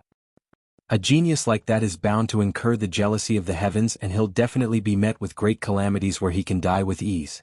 There's no need for you to fight him head-on. The golden-robed old man followed behind Pei Chunyu and instructed as they dashed towards the exit. He did not want to make use of his power as a golden core until the last moment. Furthermore, he would definitely be dead if he unleashed his power as a golden core. However, there was no guarantee that Su Zimo would die. Trying to flee? Sneering, Su Zimo picked up Blood Quencher and deployed Divine Steed Fleeting, chasing after the two of them.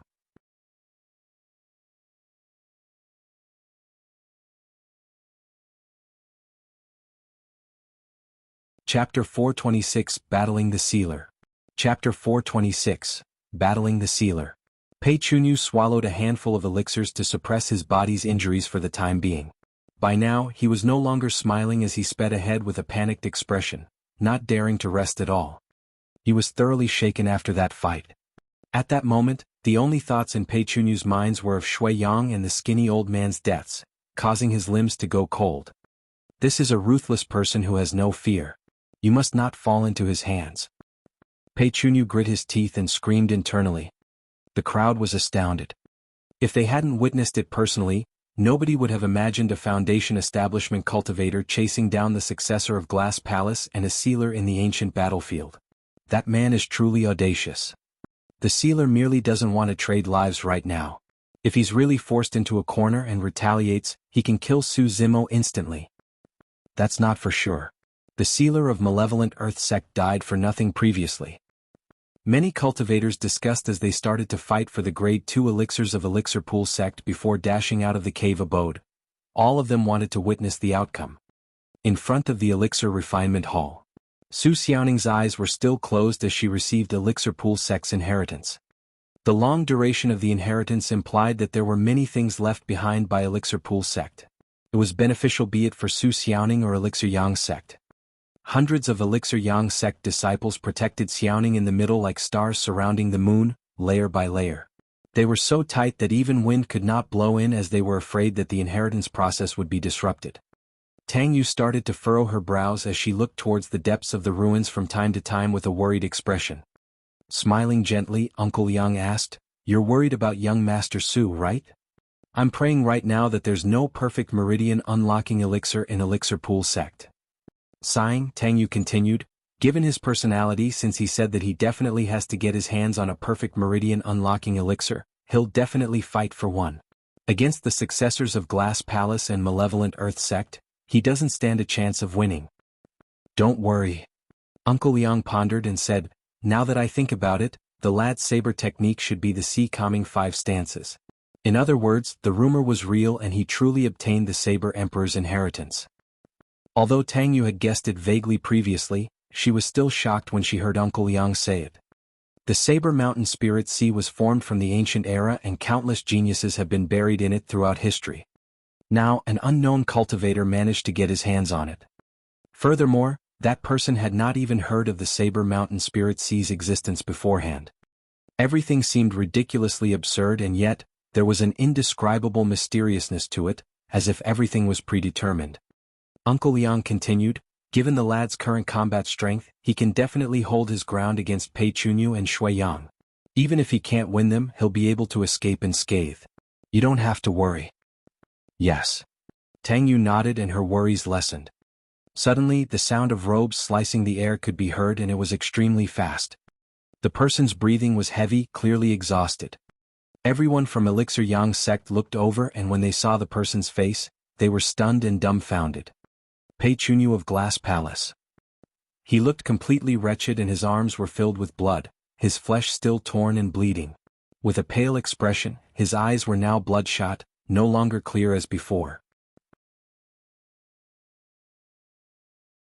He glanced towards the side of Elixir Yang sect without stopping and continued dashing towards the fog valley outside. Before long, he disappeared from everyone's line of sight. Even Tang Yu, who was extremely intelligent, was stunned at the moment, unable to understand what had just happened, let alone everyone else. How could that be? Didn't Glass Palace head into the depths of the ruins in search of a perfect meridian unlocking elixir? Why was Pei Chunyu the only one left? What about his sealer? In other words, which faction managed to force Glass Palace to such a state? Uncle Yang's eyes flickered as he speculated.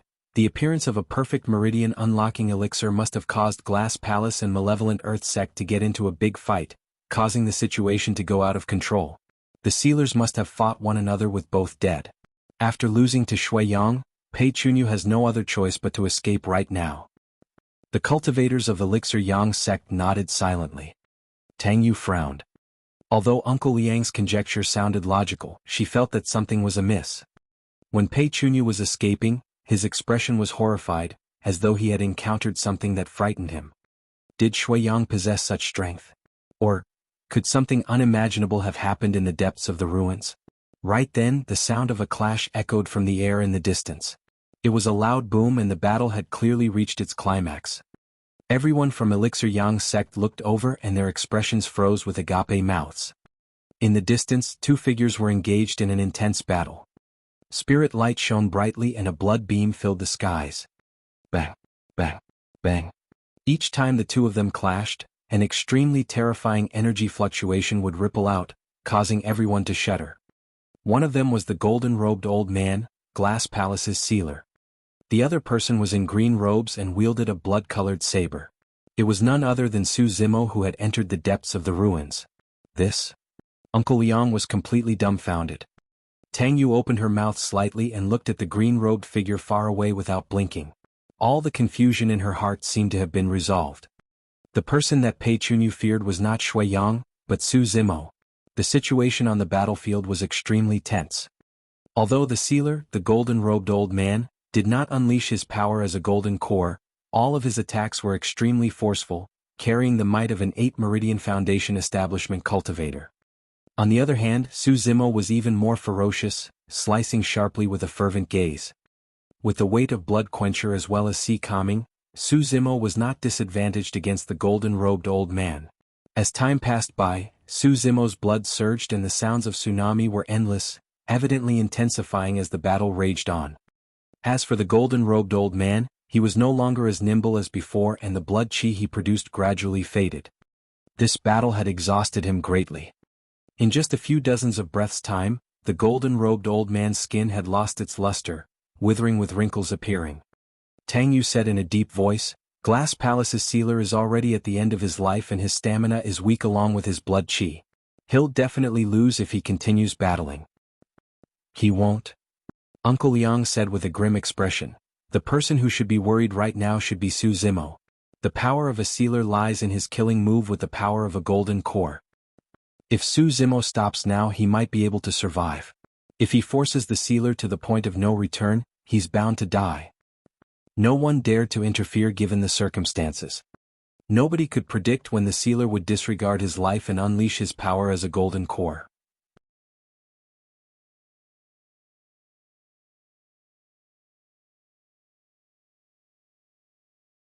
Chapter 427 Baited Kill.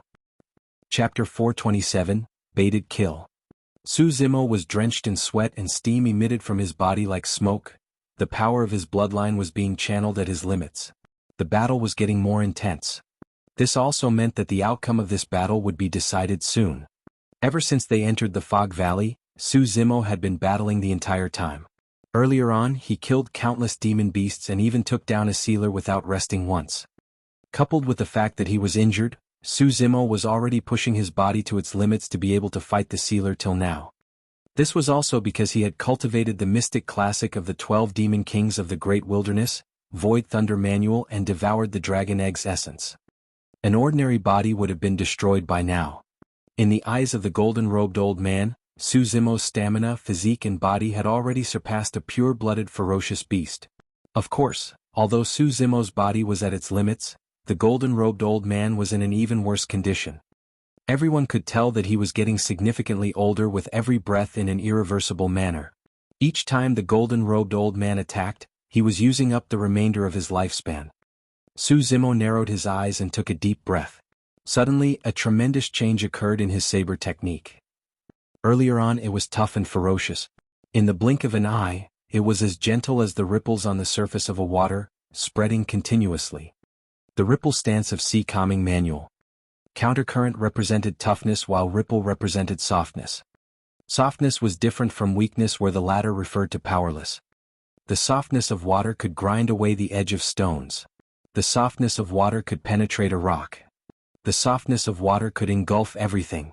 Softness countered hardness. When Su Zimo used ripple, he did not fight the golden-robed old man head-on. Instead, everything was a tap and go.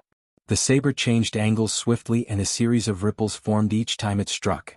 Every single attack looked weak and powerless, but they were fatal. The sudden change caught the golden-robed old man off guard. In a moment of carelessness, 2 wounds appeared on his arm and blood gushed out as he retreated continuously. "That's all there is to sealers." Su Zimo smirked. Against Su Zimo's mockery, the golden-robed old man calmed down quickly and his eyes were cloudy and expressionless. Nobody could read his thoughts.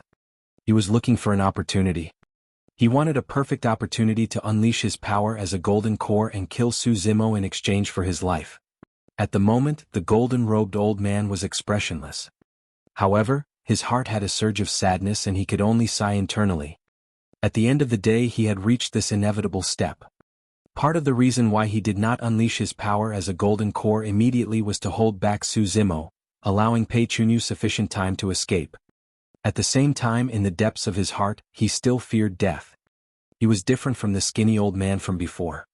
If the skinny old man were to return to the malevolent earth sect alive with the fiend heir dead, he would receive extremely cruel punishment which was worse than death. That was why the skinny old man could unleash his power as a golden core so easily, as he did not have any psychological burdens. The moment the fiend heir was dead, he was already a dead man as well. However, for Glass Palace, Peichunyu was still alive. The golden-robed old man still harbored hope that he would be able to force Su Zimo back without unleashing his power as a golden core. However, it was a pity that his hope was about to be crushed mercilessly. Su Zimo's gaze was fervent. As though he could read the golden-robed old man's mind, he spoke again without stopping in his attacks. Actually, you had a chance to kill me. The golden-robed old man was unmoved and continued defending against Blood Quencher's ripple expressionlessly. He knew that Su Zimo was attacking his mental state. In a fight, top experts would often provoke their opponents to reveal openings so as to seize the advantage. Smiling gently, Su Zimo continued, "Your only chance was to work together with the sealer of Malevolent Earth Sect. If two sealers were to unleash their powers as golden cores and fight me with all their might, I would have most likely died. It's just a pity." The golden-robed old man's eyes flickered and an imperceptible ripple appeared in his mind. Although he knew that Su Zimo was attacking him mentally so that he would reveal an opening, the golden-robed old man felt a strong sense of frustration and indignance. Those words struck a chord in his heart. A gleeful expression flashed through Su Zimo's eyes. "It's just a pity that you were too afraid of death. Even now you harbor hope of surviving. But actually you know in your heart that you'll definitely die today." "You." The golden-robed old man's expression changed and was about to say something when his hand slowed down, revealing a major opening. Su Zimo's eyes lit up as he strode forward, slashing in reverse towards the golden-robed old man's throat with a chilling killing intent. All of a sudden, a terrifying aura burst forth from the golden-robed old man. "Su Zimo, you've been tricked." Ignoring the incoming saber, the golden-robed old man suddenly unleashed his power as a golden core, engulfing Su Zimo with a gigantic palm. "Even if I have to die, I'll take you with me." "Not good." Uncle Liang's heart skipped a beat and he turned pale with fright when he saw that. Others might not read the situation clearly, but he understood it well given his experience. At first, Su Zimo saw that he could not take down the golden-robed old man and began attacking the latter mentally to break the stalemate. Initially, the golden-robed old man was unmoved. However, after a few sentences, the golden-robed old man was enraged and revealed an opening. There was naturally no way Su Zimo would let the opportunity go as he took advantage of the situation and charged forward. But in reality, that opening was revealed by the golden-robed old man intentionally. That was the reason why he said that Su Zimo was tricked. The golden-robed old man was waiting for Su Zimo to rush forward with no room to retreat before killing the latter by unleashing his power as a golden core. "Heis." Uncle Liang sighed and shook his head. He's still too inexperienced after all. Before he could finish his sigh, a soft laugh came from the battlefield. "Fufu, the one that was tricked, is you." It was Su Zimo's laughter. Although he was initially at the battlefield, by the time his sentence was completed, Su Zimo had already ran far away from where he was. Boom. The golden-robed old man's palm slammed onto the ground, creating a clear palm print. He missed. What happened stunned all the cultivators once more. Standing from afar, Su Zimo looked at the golden-robed old man with a mocking gaze and a fake smile. At that instant, the golden-robed old man aged considerably. A gigantic dimensional crack had already appeared behind him, devouring him mercilessly like a demon from hell, leaving him with no corpse. After pondering for a while, Uncle Liang came to a realization. Initially, he thought that Su Zimo was tricked by the golden-robed old man's intentional opening. However, the truth was that Su Zimo had also read the golden-robed old man's intentions and pretended to charge forward before escaping far away after the latter unleashed his power as a golden core. It was a bloodless battle of psychological warfare. A single mistake and he would have lost everything and died on the spot. Both parties schemed and fought several times, but in the end, Su Zimo came out on top and baited the sealer to his death.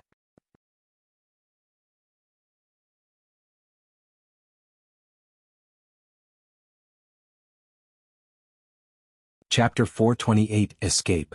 Chapter 428 Escape. Uncle Liang's expression was complicated. Although the golden-robed old man did not die in the hands of Su Zimo, he was still the reason why the former was devoured and killed by the dimensional tear. The fact that a sealer was not able to kill a Foundation establishment cultivator despite sacrificing his own life was rather sorrowful. In reality, Su Zimo had also taken an extremely huge risk in that battle. The moment the sealer unleashed his power as a golden core, Su Zimo was not a match for him at all. In the Grade 2 Elixir Cave abode, he only managed to defend against the skinny old man by using all his trump cards. Even then he was severely injured. Given Su Zimo's current condition, there was absolutely no way he could have withstood another attack of a golden core level. That was the reason why he was fighting the golden-robed old man for so long. Eventually he made use of his spirit perception and spotted the golden-robed old man's killing intent a moment earlier, allowing him to retreat and bait the latter to his death. Su Zimo was almost completely exhausted and he would not have been able to hold on if not for his extremely strong regeneration capabilities.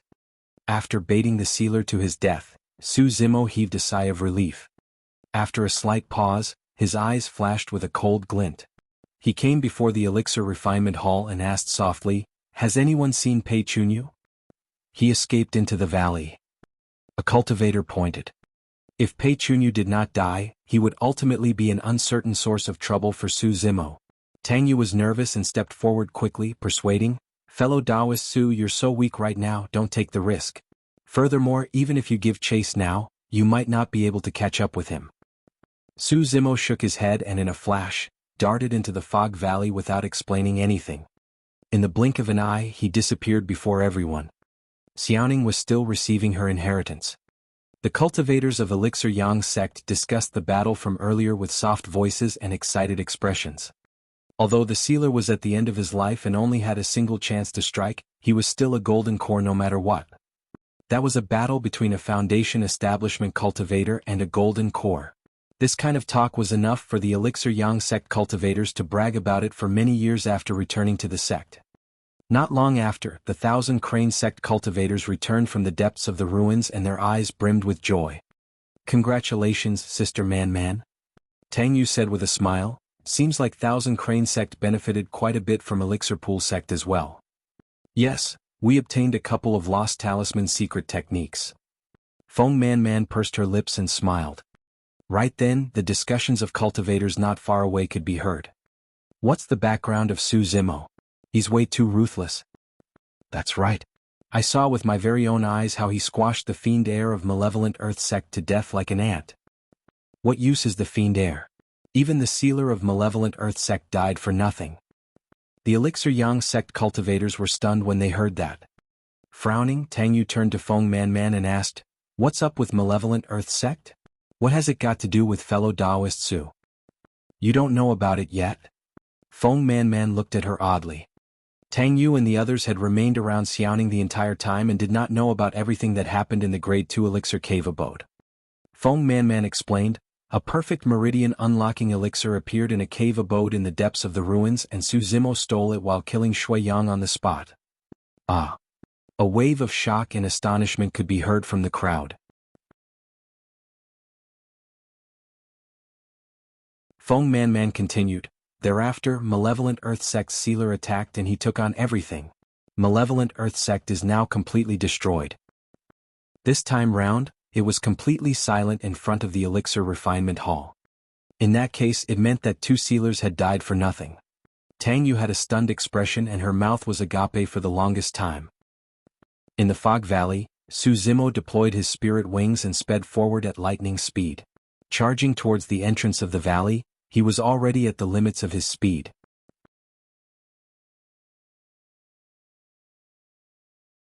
He did not fight the golden-robed old man for long. Pei Chunyu was already injured and did not have much strength left. It was unrealistic for him to escape the fog valley in this period of time. After all, there were still countless beasts and birds roaming in the valley. Throughout the way, Su Zimo made use of his strong hearing, eyesight and senses to track down traces of Pei Chunyu. Right now the night was extremely dark and the fog was everywhere. It would be almost impossible for the other cultivators to search for someone since their vision range would be 30 feet at most. However, it was different for Su Zimo. After clearing his 7 orifices, his 5 senses were extremely sharp and he had a large search radius. He could notice any bit of activity. The pure-blooded ferocious beasts in the valley were already dead and Su Zimo advanced fearlessly. None of the demon beasts and ancient remnant beasts in the fog dared to approach him and they all hid far away. Before long, Su Zimo rushed out of the fog valley and stood at the entrance, frowning. He did not see Pei Chunyu at all. That guy had vanished. Su Zimo's eyes flickered and he frowned in deep thought. In this case there could only be two possibilities. First, Pei Chunyu had already escaped the valley. However, Su Zimo deduced that the probability of that wasn't great. Second, Pei Chunyu was still in the valley. It wasn't a simple task if one wanted to hide inside the fog valley. Birds filled the skies and beasts roamed the ground. There was no way a cultivator would be able to hide in peace, as they would definitely encounter battles and create a commotion. However, along the way, Su Zimo did not notice any signs, nor did he hear any activity. Weird. He murmured softly, could he truly have escaped? On second thought, Su Zimo felt that it wouldn't be surprising for a disciple of Glass Palace, an immortal sect, to possess some life preservation methods. At that moment, Pei Chunyu might have already escaped 1,000 miles away from that place. After loitering around for a long time, Su Zimo returned from where he came from and disappeared into the fog. A long time later, the valley regained its tranquility. In the blink of an eye, the night had passed. The sun rose, casting away the night from the valley. An ancient remnant beast, the cloud-seeking leopard, walked slowly out of its cave, looking dispirited and terrible. It had devoured a human the previous night. However, for some reason, it did not manage to digest the human even after the night, and it felt bloated and uncomfortable. The cloud-seeking leopard did not walk far when it cried out and collapsed weakly to the ground with a throbbing pain in its stomach. Shing! Flashes of blood appeared. The abdomen of the cloud-seeking leopard was ripped open from the inside as countless organs spilled out of a gigantic hole along with a bloodied figure. The bloodied figure bent over and started retching. A while later, he reached out and wiped away the blood on his face, revealing a disfigured face that was horrifying like a ghost. Su Zimo, I will definitely make you pay 100 times for the humiliation I suffered today. The bloodied figure's gaze was venomous as he said with grit teeth. The previous night, Pei Chunyu predicted that it would be hard for him to escape from Su Zimo. Thus, he took the initiative to look for an ancient remnant beast and allowed it to devour him. That was an extremely dangerous move. The stomachs of demon beasts churned extremely strongly, and ordinary cultivators wouldn't be able to handle it. Anyone else would have been crushed into sludge. Furthermore, the digestive fluids of an ancient remnant beast was extremely corrosive and could even melt rocks and ores. If not for the fact that the Glass Heart Sutra tempered his body so powerfully, Pei Chunyu wouldn't have survived the night. Even so, his flesh was corroded into a bloody mess and he was completely disfigured, almost shedding an entire layer of skin. Turning to glare at the cloud-seeking leopard and its dying eyes, Pei Chunyu staggered towards the entrance of the valley and escaped with a cold expression.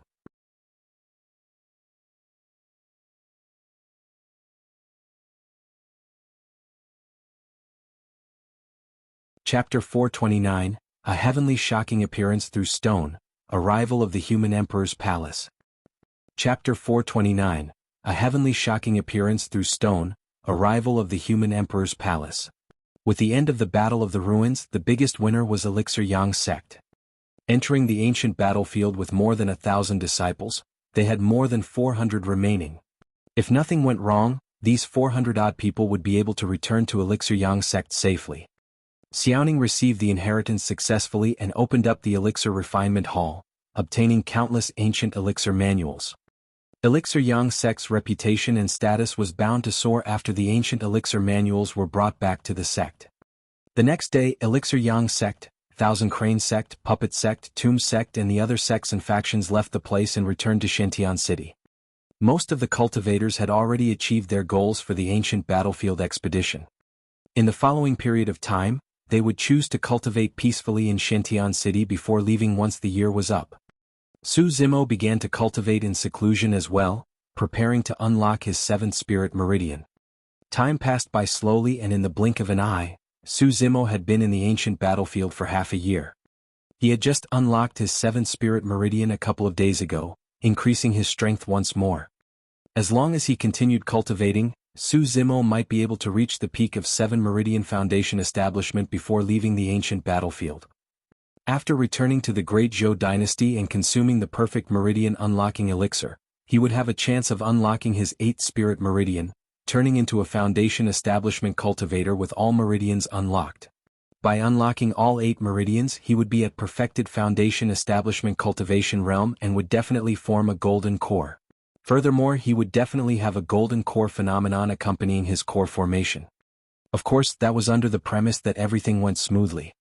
The path of cultivation was unpredictable and no one could guarantee that it would be smooth without any changes happening in this period of time. This day, the skies suddenly flashed with lightning and rumbled with thunder. A terrifying pressure instantly descended upon the ancient battlefield. Everything went silent. Time seemed to have frozen. All the living beings in the ancient battlefield, be it ancient remnant beasts or pure-blooded ferocious beasts, sprawled onto the ground obediently and their eyes revealed endless fear. This was a fear that stemmed from the ancient era, something deep-rooted and indestructible. In every corner of the ancient battlefield, the successors of the various super sects of Tianhuang mainland came forward and looked up in the air in shock. Countless cultivators woke up from their seclusion cultivation and came out one after another. It didn't matter if it was Elixir Yang sect, Thousand Crane sect, Puppet sect or Tomb sect that was in Xintian City. At this moment, every single cultivator sensed something and arrived on the long street, roofs and midair, gazing into the distance. The cultivators were dumbfounded in shock.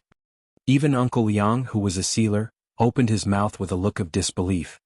The clouds were shifting rapidly in the center of the sky. Dark clouds covered the place and they churned, rotating slowly to form a gigantic black vortex that was extremely shocking.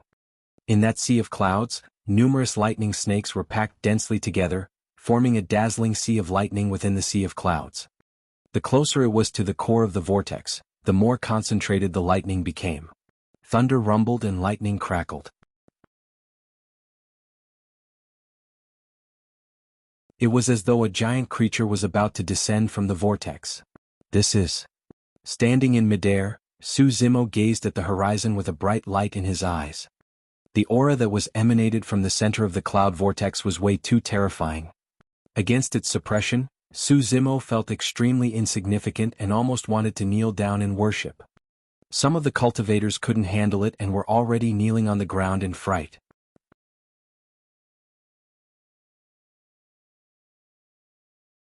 Gradually, a huge square-shaped stone slab appeared in the middle of the vortex, covering the entire place. As it descended, it seemed as if it could crush everything in the ancient battlefield into emptiness. This was only the tip of the iceberg for this unknown terrifying existence. The stone slab continued descending and gradually revealed its full appearance. It was an extremely old palace with a round top and a square base. Possessing an ancient and boundless aura, it seemed like it had arrived against the flow of time from the ancient era. A circular top and a square base, the human emperor's palace. Uncle Yang gasped and exclaimed. At the same time, the successors of the various super sects in the ancient battlefield recognized the origin of this ancient palace one after another. The human emperor's palace. Those words seemed to possess a special power, causing Su Zimo's blood to boil in secret. Su Zimo had not heard of the human emperor's palace before. However, judging from the looks of everyone else, he knew that the origin of this palace definitely surpassed the Saber Mountain Spirit Sea. Countless cultivators knelt on the ground and gazed at that ancient palace beneath the skies with endless awe and passion. The human emperor's palace stood tall in the sky, floating in the sea of lightning like a supreme god, peering down at the world with immense might. A heavenly shocking appearance through stone, arrival of the human emperor's palace. Taking a deep breath of air, Uncle Yang muttered to himself, the appearance of the human emperor's palace means that chaos is about to arise in Tianhuang mainland, bringing forth a new golden age. Seems like a supreme emperor will definitely be born in this era. Perhaps we're about to welcome a prosperous era with multiple emperors arising, restoring the glory of the ancient era. To be fortunate enough to witness everything in my lifetime, I can now die without any regrets. South of the ancient battlefield. A buzz-cut cultivator stood with his upper body bare. Every single inch of his muscles shone with a bronze luster, giving off the feeling of explosive might. Breaking out of seclusion, a gigantic spear rested on this person's shoulder and he gave off an extremely savage aura. Raising his head to look at the ancient palace, he roared in laughter. Ah! The arrival of the human emperor's palace. Seems like I, Pang Yu, am fated to be an emperor in this era. Before his laughter ended, Pang Yu strode towards the center of the ancient battlefield in huge strides. North. A pair of resentful eyes could vaguely be seen through layers of vines that concealed the entrance of a hidden cave abode. Su Zimo, if not for you, I Pei Chunyu, would definitely have a chance to obtain the human emperor's palace's inheritance. Half a year had passed and Pei Chunyu had yet to break through to 8 Meridian Foundation establishment. He did not have the strength to fight the others for the human emperor's palace's inheritance at all. In order to survive, he could only continue to hide here. What? A monk who was originally sitting quietly in the middle of the desert suddenly stood up. Gazing at the ancient palace above him, he mumbled to himself, "The human emperor's palace does tempt me." A purple cloud soared into the sky before transforming into a figure and descending slowly. The purple-robed cultivator had a stern expression and did not smile at all. Possessing a dignified expression, he was surrounded by endless purple chi and had an extraordinary aura. After pondering for a moment, the purple-robed cultivator moved and disappeared from the spot. The center of the ancient battlefield. In front of a waterfall, a cultivator sat quietly on a rock. Although he was drenched from the splashing water, he was indifferent to it. A sheathed long sword laid horizontally across his knees and his long narrow eyes revealed a sharp glint in them. Fufufu. With slender fingers as translucent as jade, he gripped the hilt of his sword slowly. Buzz. A sword light flashed for a moment. The sword had already returned to its sheath, as if it had never appeared. The waterfall that was originally pouring down suddenly paused with a blank gap in the middle, as if someone had cut it in half. The human emperor's inheritance is meant for no one else but me.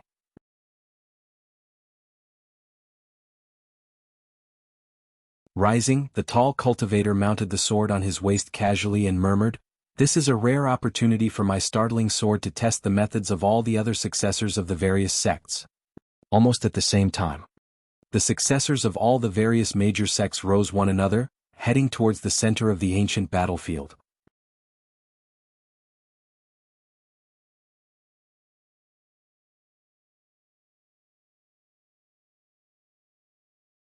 Chapter 430 Primordial Secret. Chapter 430, Primordial Secret. Shintian City. Su Zimo arrived beside Tang Yu and asked softly, "What's the background of the human emperor's palace?" Gazing at Uncle Yang, Tang Yu said, "It's better to let Uncle Yang explain. He knows more about these ancient secrets than me. It's just a pity that I'm reaching the end of my life and I won't be able to witness the arrival of this glorious era." Sigh. Uncle Yang sighed gently with a wistful expression, revealing endless indignance in his eyes. After a momentary pause, he said slowly, "There's a person who has to be mentioned in order to explain the human emperor's palace. He's none other than the human emperor." The moment those words were said, it seemed to possess a divine might that caused the entire ancient battlefield to tremble. Su Zimo furrowed his brows slightly. It was easy to deduce that this person was an emperor just by the title alone. However, even when Tang Yu mentioned the saber and sword emperors previously, she did not reveal an expression as such. It was an innate reverence and respect. This was no longer a mere title, but an eternal energy that ran through the ages. As though he could understand Su Zimo's confusion, Uncle Yang explained, "Throughout history there would always be an emperor for every era. The Saber Emperor that left behind the Saber Mountain Spirit Sea was merely the Saber Emperor of that era. Later on, there was someone else who succeeded the Emperor of the Saber Emperor. In other words, be it the Saber, Sword, Immortal or Demon Emperors, they were not the only ones and every single era would have paragons attaining the title of Emperor." At that moment, Uncle Yang paused for a moment before saying deeply, "However, throughout history there has only been a single human emperor. For the other emperors those were merely titles. However, he was the one and only human emperor. The human emperor." Su Zimo was shocked. At that point he gradually understood the significance of those two words, human emperor. Even the immortal, Buddha and fiend emperors could not take on the human emperor's title. Immortals, Buddhas and fiends were merely different Daos of the human race. However, the human emperor was the emperor of all humans and was above the immortal, Buddha and fiend emperors. What sort of a peerless genius was befitting of such a title? Uncle Yang reminisced and said slowly, "Throughout history the human emperor was the strongest and most powerful emperor with no equal. In the face of the human emperor, all the other emperors could only be considered as subjects." The human emperor experienced no failures throughout his life and reigned across history, arriving at the peak. Sweeping through the 9 heavens and 10 earths, nobody dared to challenge his glory as he looked down on the world and is revered till now. Su Zimo could barely contain his emotions. A life without failure, that was a true emperor. Someone who single-handedly reigned across history. There was no human emperor before him and no one dared to claim themselves as one after him. Letting out a breath of air gently, Uncle Yang continued, "Of course, the reason why the human emperor received his title was not only due to his combat strength, but mostly because of his peerless achievements. It's no exaggeration to say that it's the human emperor's credit that the human race is able to occupy more than half of Tianhuang mainland right now. Do you know why the human race is able to enjoy its glory today despite the fact that we humans are born weak and fragile?" Suddenly, Uncle Yang paused and changed the topic, asking, "I don't." Su Zimo shook his head. In reality, he had pondered over this question before as well. Humans were born weak in constitution and had short lifespans without any claws or fangs. Even an adult human is unable to fight a ferocious tiger single-handedly. It was then needless to even compare about the dragon race and whatnot of the legends. Su Zimo let out a curious expression.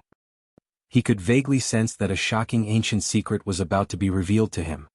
Uncle Yang said, "It was said that back in the primordial era, there were thousands of different races. Among them, the 9 fiercest races reigned supreme and later generations referred to them as the primordial 9 races.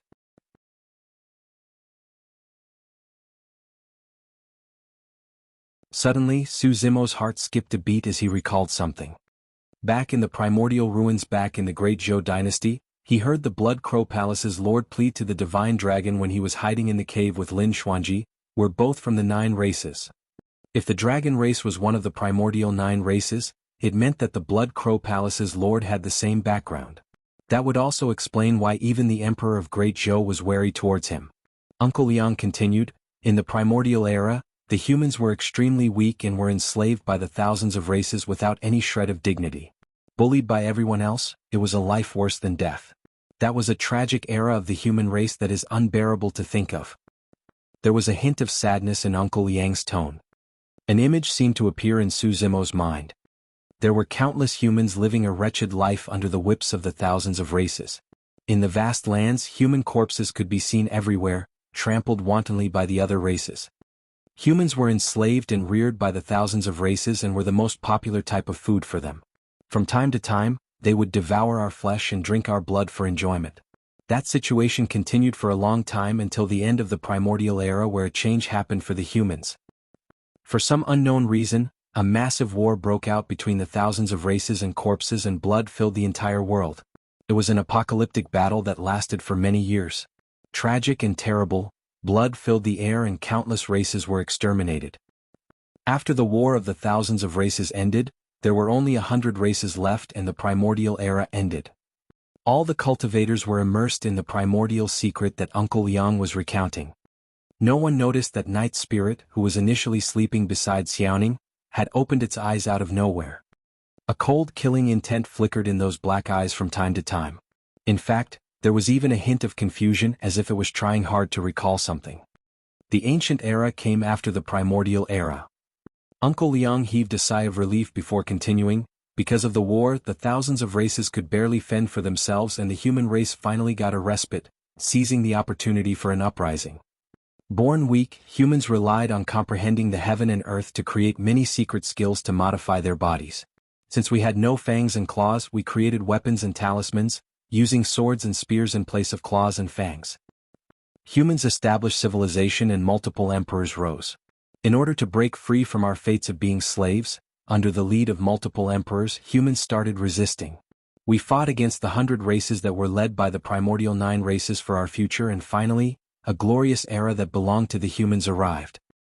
At that point, many cultivators were streaming with warm tears, as if they had traveled back in time to the ancient era and were living in it, witnessing the rise of the human race." Gripping his fists tightly, Su Zimo was emotional as well as his hands trembled slightly. Uncle Liang sighed gently and said, "A historic war was invoked between the human race and the 100 races, lasting for a long time, and countless experts and mighty figures of the ancient era fell. The emperors were soaked in blood and it was extremely tragic. That was the ancient war which all of you have heard of. Su Zimo nodded. Back when Tang Yu was recounting the legend of the Saber Emperor, she mentioned the ancient war. It was just that Su Zimo did not know the reason for the ancient war because Tang Yu's explanation was rather vague. It was only until now that Su Zimo finally understood. The ancient war was the war that broke humans free from their fates. It was also a war that determined the destiny of the human race. It was a war that the humans couldn't afford to lose. If they lost, humans would be met with a fate worse than it was in the primordial era and they would definitely not have further chances of rising. You're tuning in to the Han Li's Wuxia Adventures YouTube channel.